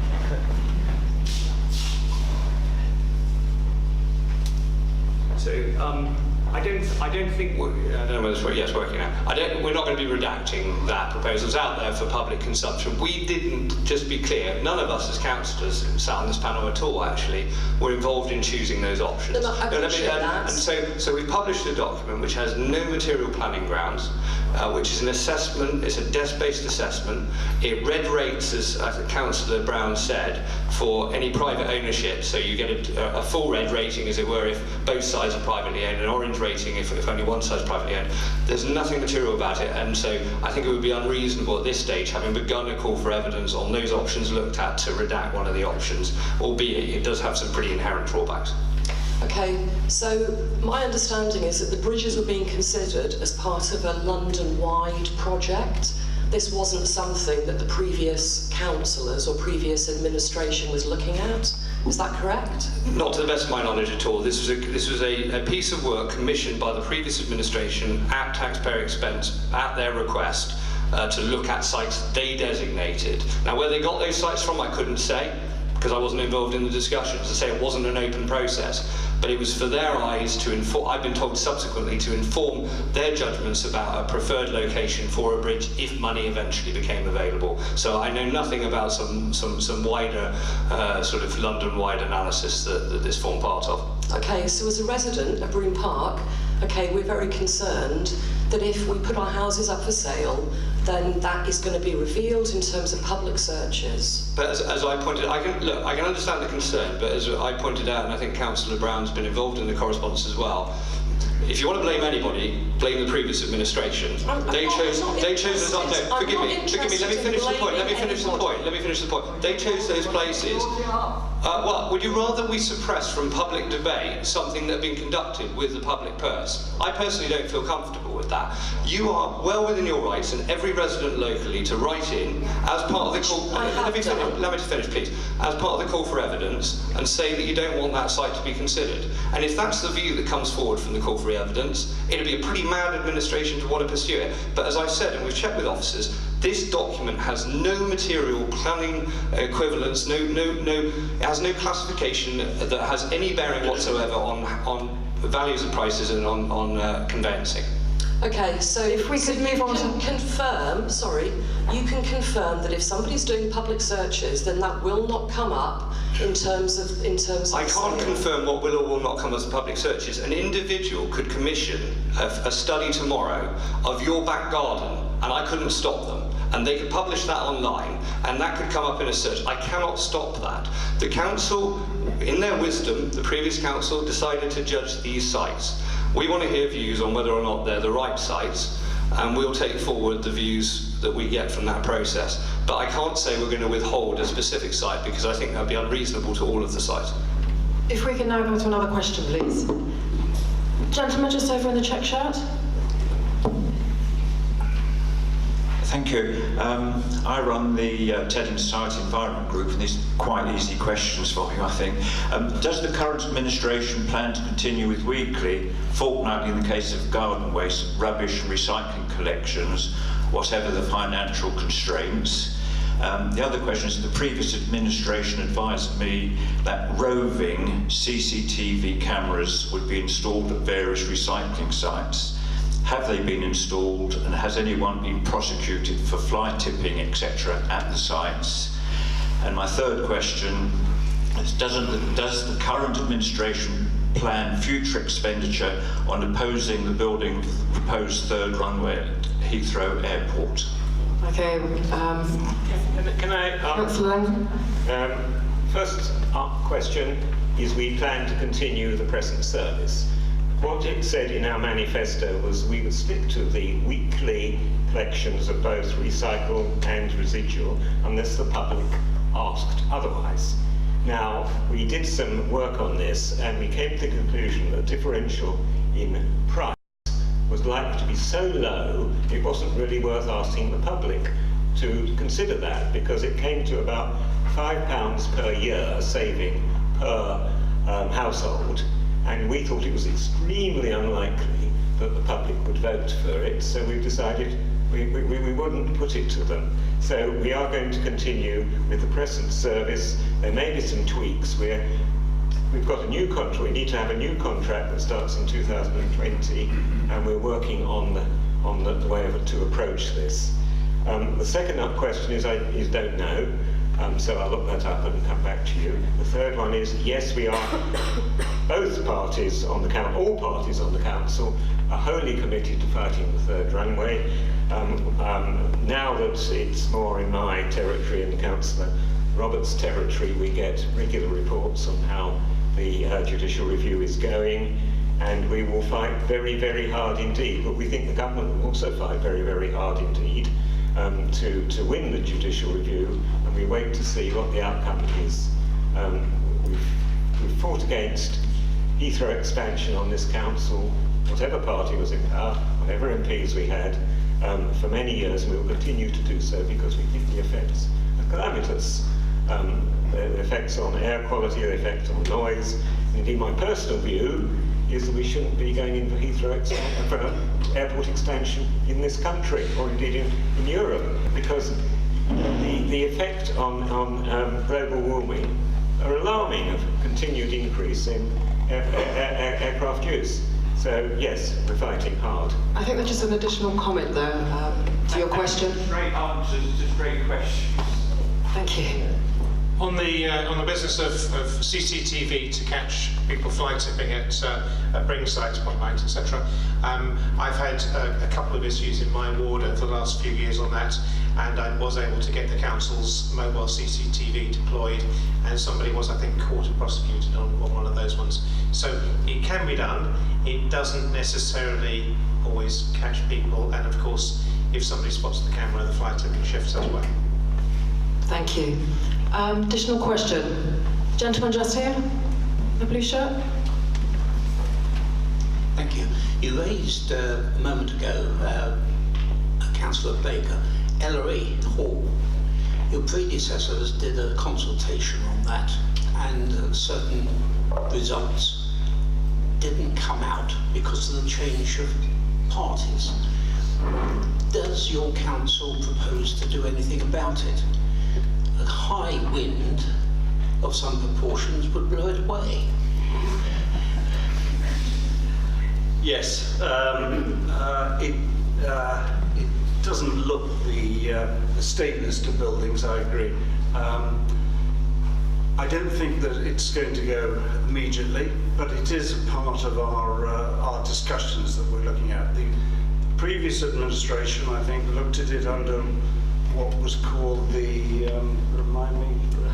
The hub, yes, which didn't go down, the community hub, which didn't go down particularly well with the community at all. We are wanting to look at it on a different basis, and we are spending time talking to the trustees at Ellery Hall and to other parties as well, trying to see what can be done going forward and how it can be perhaps incorporated into the wider plans of perhaps a new surgery, etc., etc. Thank you. Thank you. Next question. Just try someone else at the back here. Gentleman here on the right. Hi there.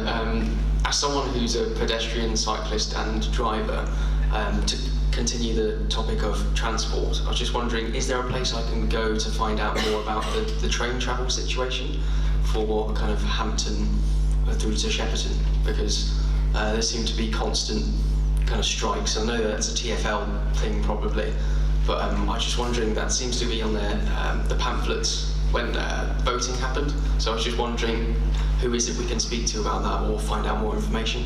Because it's stopped my commute and... Thank you for your question. One of our panel? So, I mean, it is a South Western Trains issue, and you know, I think we're all extremely frustrated with the shocking level of service that we're currently getting, particularly, I must say, on that part of the line.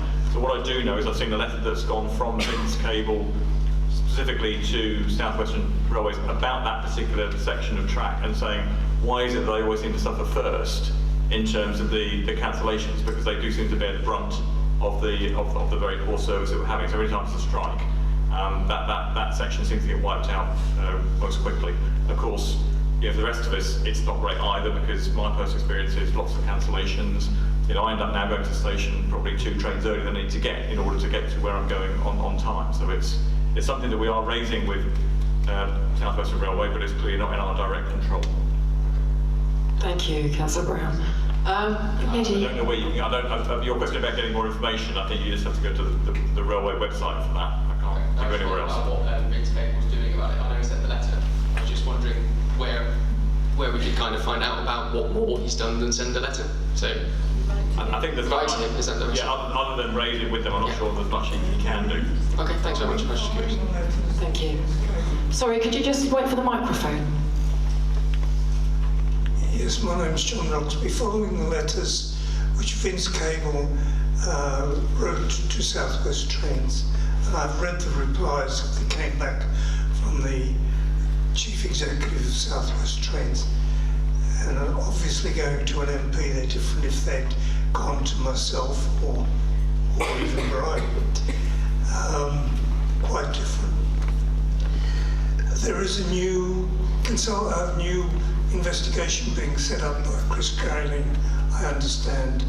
I can't remember under the chairmanship of, sorry, I can't remember the name, but they should be starting to be meeting about now, and that's going to take a while. But they're looking at, it's not just the Shepherdham's train, it's not just the station hopping that they're doing, it's all throughout London that the trains have been doing this.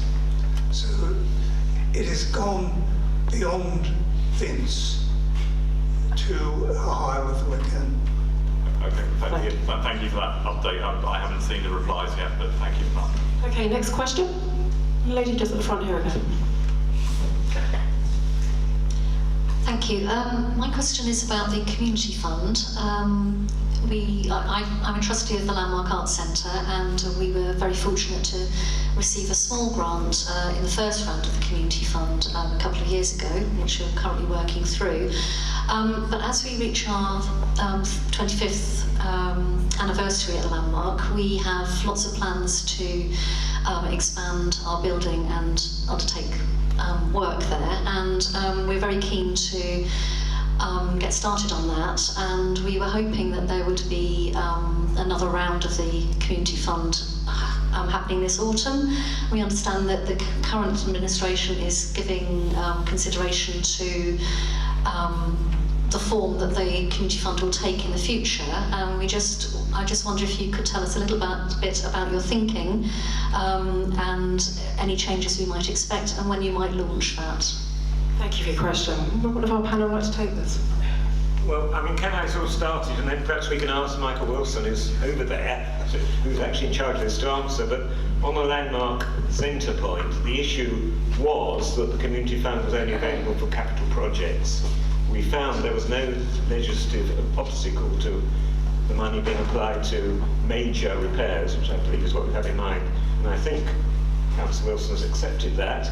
He took a paper to one of the scrutiny committees this week on the subject of a whole range of community issues, and there he is. There he is. I did, and I can assure you that Councillor Ellingbourne has lobbied hard on your behalf in terms of the changes. So, just to clarify on the last community fund, I thought it was very fair because we were in the middle of the process when the council changed control. So I said that it would be unfair to change anything at that point. So I stuck exactly to the rules that were put out to the people who'd spent time filling in forms and working with our community engagement team to put in their bids. And so there were some people who were unsuccessful, and the bids weren't validated going through to the public sort of, it's not a vote, but a sort of a showcase of the potential bids that came round. Those bids which were successful and have now been awarded funds. As Councillor Ellingbourne has alluded, I took a paper to the scrutiny committee this week. It's the very beginning of that process, part of which are these meetings that you're at tonight. And we are hoping that paper will go to Cabinet in March or April next year. So I think the next launch of the next fund will be around May, June time. So that's when the next fund. Now, it may seem a long way off, but the other sort of problem and issue that we've got with it is we're not in control of the money that comes in. So actually, if we wait a little bit longer, there'll be a bigger pot of money to draw upon. So I can't guarantee it, but I will hope there will be a bigger pot of money with all of the sort of various developments that have gone on around the borough. So it is a little bit of a delay.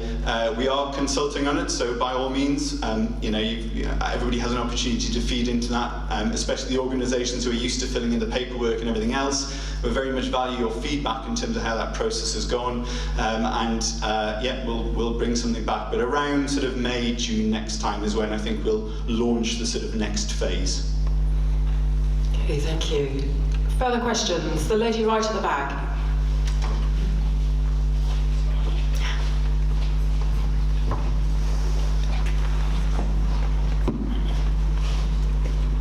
Hi, I'm going to ask a question on behalf of the sort of younger members of our area, who not many of whom are here tonight, but we have asked and canvassed some of them in advance for what they think the most important thing council should be working on for younger people. And it might not be a surprise to know that it's child and adolescent mental health. And so we'd like to ask, what is the council doing, if anything, about promoting child and adolescent mental health in this area? Thank you for your question. Which one of our panel would like to answer that question?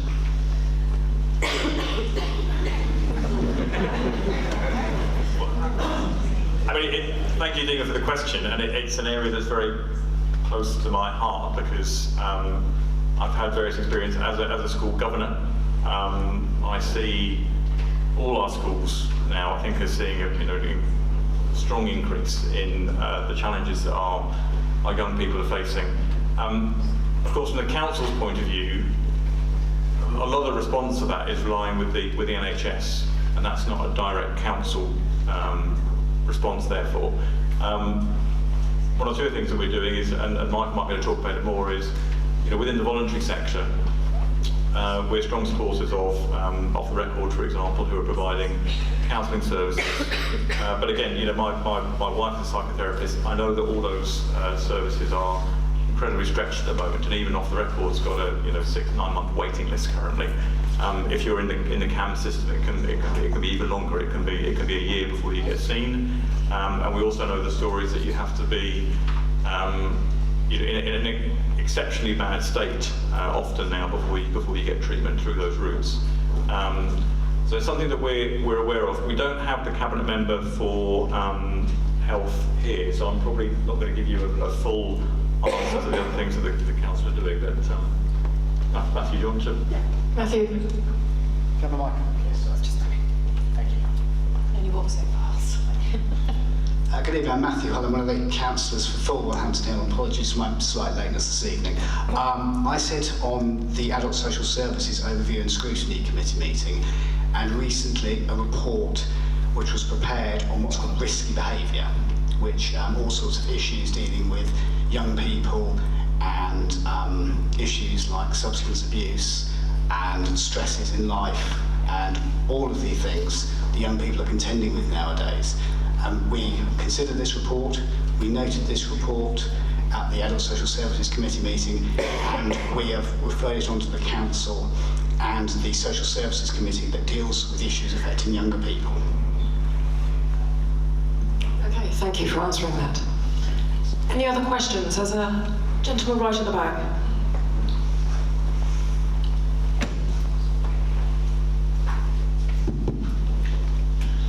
Can I now please ask the question that I was intending to ask and got diverted on what I thought was clarification of your figures?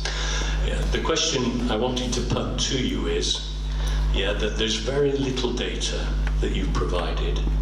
Essentially what I'm reading is speed limits of 30 miles per hour and 20 miles per hour. And the second two figures relate to what 85% of the traffic speed is moving at when you take a survey, when you talk about it coming down by 1 or 2 miles per hour.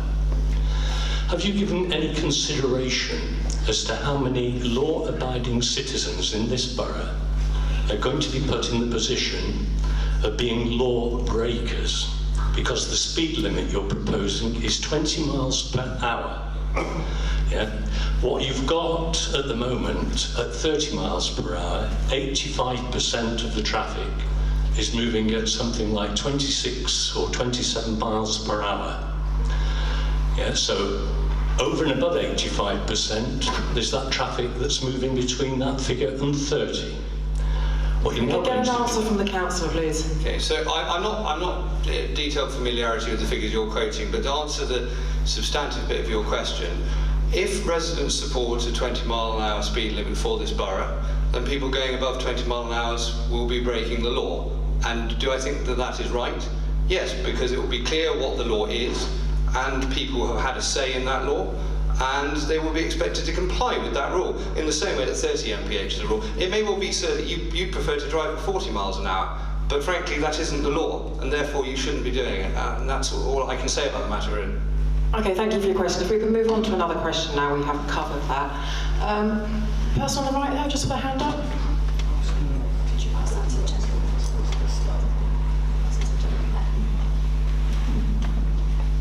Hi there. I'm sure we've all read about global warming and increases in temperatures and how we have to cut down on our carbon consumption. And I just wondered what the council's plans, if there are any, to go carbon neutral as soon as possible. One of our panel like to take that? You want me to start, please? Well, this is something we feel very strongly about. We agree entirely with the line you're taking, that it's going to take time. But the first thing we could do... We have only got 12 years, though, apparently. I know. We're in a desperate position, actually, in my view. We've left it very, very late as a world to address this issue. But the first thing the council will be doing is looking at its own buildings and seeing what more can be done. But also what we have to do is every single element of what the council's doing has got to be addressed to see what scope there is. This has got to be something all of us have got to remember to address every time we look at a planning application. We have got quite good policies as regards climate change aspects of a planning application, but every other aspect we've really got to consider this very seriously.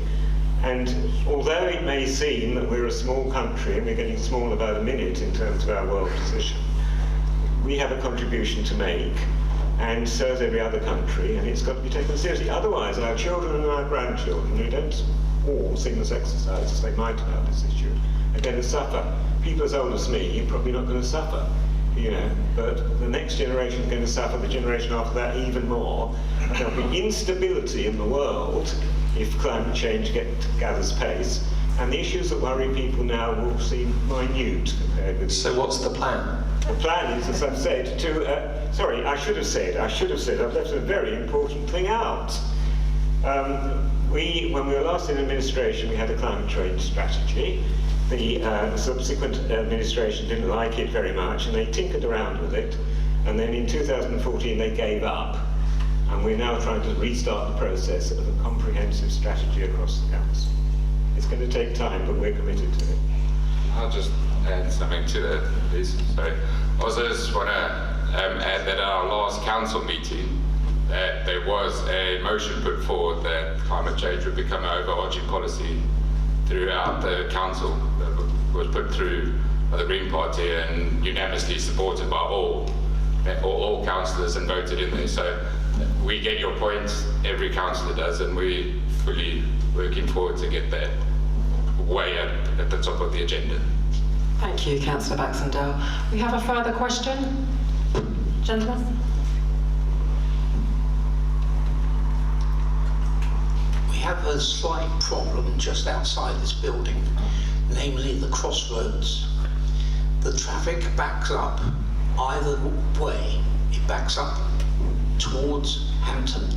It backs up through Broad Street, over the traffic lights, over the railway, and is continuously blocked. Because the road narrows to such an extent, two buses can't pass. Inevitably, it's always full of traffic.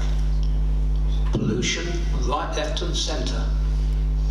How are we going to cure it? Is there anybody looking at the problem? because it's getting bigger. I'd like to fill that question. All I simply say is we'll take away and look at the specific issue. I'm not aware of the specific issue in detail. But what I would say is, although I understand the point about buses passing one another, and that occurs in a number of other places in the borough as well, there are challenges with the narrowness of roads not designed for the vast amounts of traffic on it. I do just have to say one thing, and this is a challenging thing for all of us. Traffic isn't actually caused by buses. Traffic is caused by cars. And we do have a job in reducing the amount of car journeys that take place in our borough, and this administration is committed to helping with that. Thank you. Any final questions? Gentleman there. Thank you. Since we're talking about public transport, is there any progress to report on the installation of lifts or something similar at Teddington Station? We and Vince Cable check up on this frequently, and the last message we had from Network Rail is they are committed to the lifts being installed by March 2020, because if they don't do it by then, the government fund for transport money will cease to be available. So our information is, and we've got to keep nagging them, because Network Rail are very difficult to deal with, but they're sticking to it and it will be done.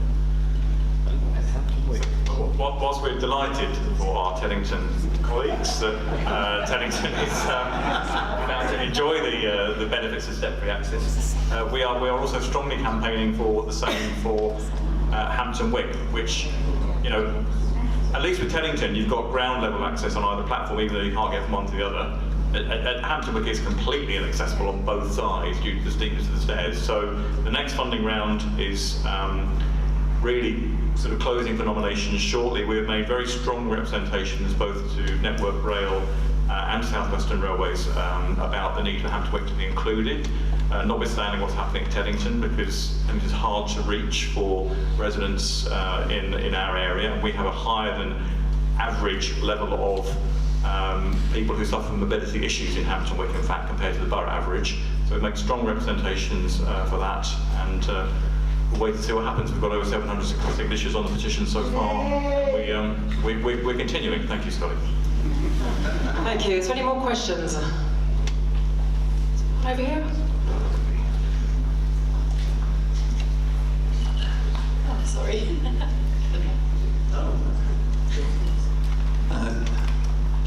Chris Jacob was recently a volunteer at the Full of Life Fair at the rugby ground. Half a dozen Teddington groups at least, and many of our residents were benefiting from what was a very good event with over 80 stalls. Unfortunately, it was rather let down by the fact that the brochure of information and the other information had no reference to access arrangements. This brochure has nothing to do with disability parking, which is difficult to believe in this year. There are no arrangements for the courtesy bus, which was laid on, but that wasn't notified in advance. So my question really is not just the rugby ground. What steps will the council take to make sure any council-sponsored event is people are fully informed about access arrangements? Thank you for your question. Which one of our panel would like to answer?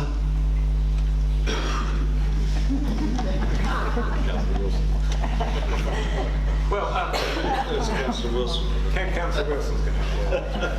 Thank you, Councillor Wilson. He's the only one of us who's not in a state of advanced decay.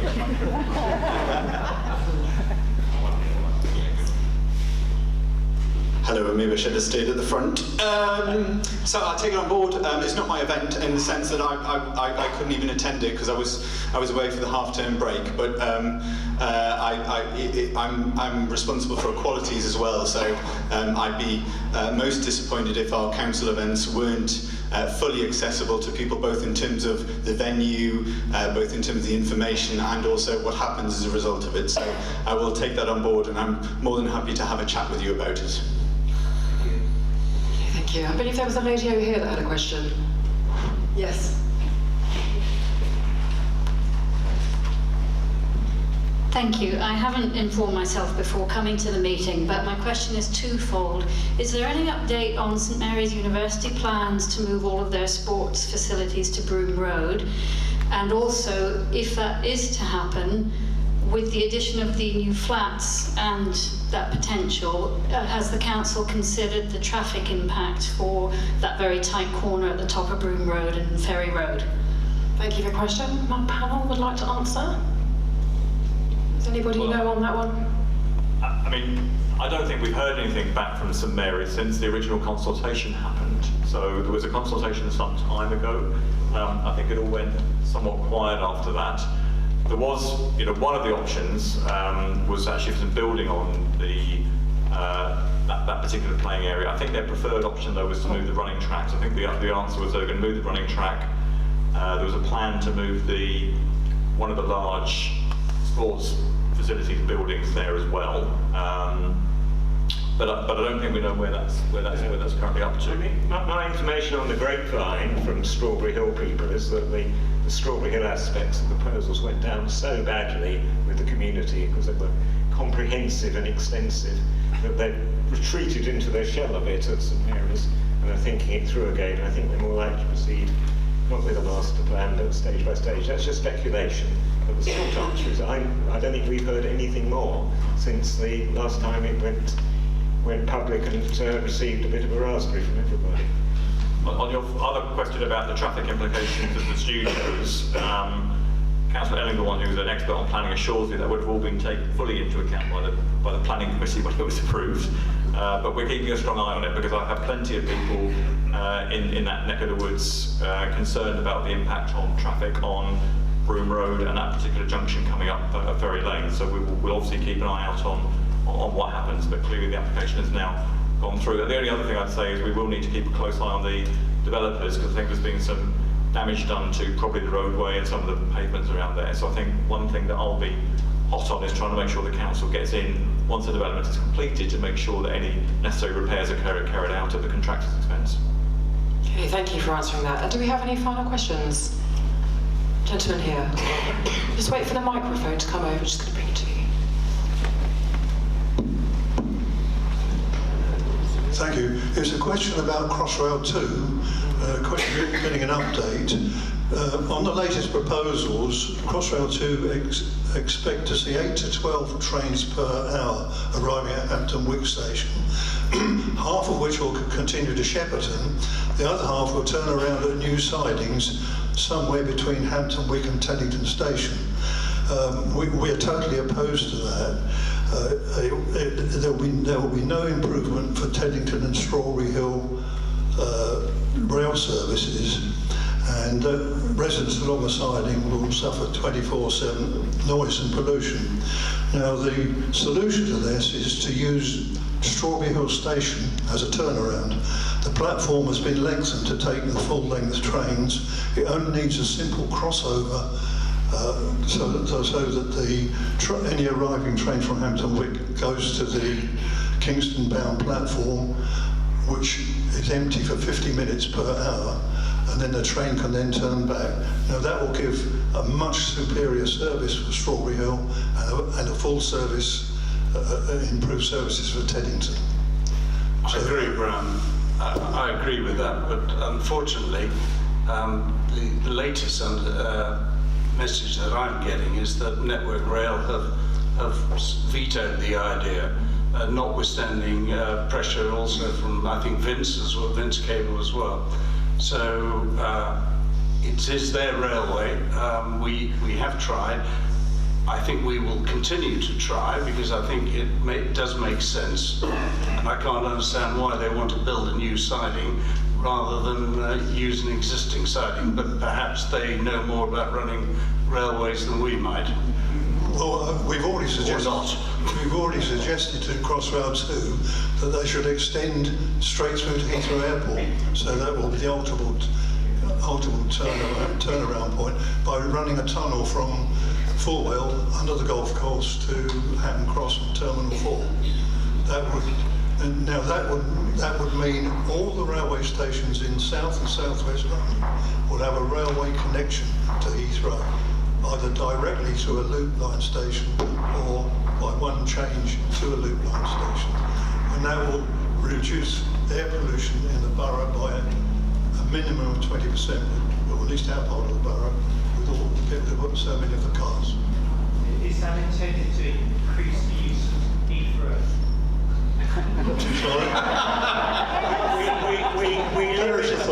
We live in an age of austerity. We can all think up we can all draw lines on the map and think of wonderful multi-billion-pound schemes, but they're not going to happen. So I think we should work on what's possible and what's achievable. Thank you. I think we're drawing to a close now. If there's one final question, and then I think I'll hand back over to Councillor Baker. Can I just ask what the borough's proposal is on improving the dreadful state of our streets in the borough? I'm familiar with Twickenham after the recycling collection, when I go and collect my grandchild to Mind on a Wednesday morning. A lot of the recycling has been scattered all over the pavement, and the same on a Friday morning in Twickenham. Could the bins not possibly have lids? We're coming to winter, it's going to be wet, it's going to be windy. What proposals have you got to improve the situation? We are monitoring the situation. We don't actually get more complaints now than we used to. The main problem we have at the moment is that because the new contract for the waste and recycling service was not decided upon by the previous administration, we have been continuing with out-of-date and lorries which are near the end of their lives, and we have more cancellations. So that's one of the problems. On your precise question about the form in which we collect it, we will be looking at other ways other than the blue and black containers, but there were problems with the previous system with the white bags. You can buy a net at the library to put over your black and blue things if that's what you want to do. But on the whole, my perception is most people are reasonably satisfied with the containers on offer. We will be reviewing it as part of the new contract. And are the streets going to be cleaned after the recycling has been collected? Because I have seen them cleaned the day before. Yeah, this was looked at, this was looked at quite a few years ago, and the frequency of cleaning the streets is not weekly, so it's not a practical proposition. Just talk about the time. Okay, thank you. We're going to draw the meeting to a close now. I'd like to thank the council for inviting me to chair the meeting, and to thank you all for coming and being so concerned about what goes on in your community. Thank you.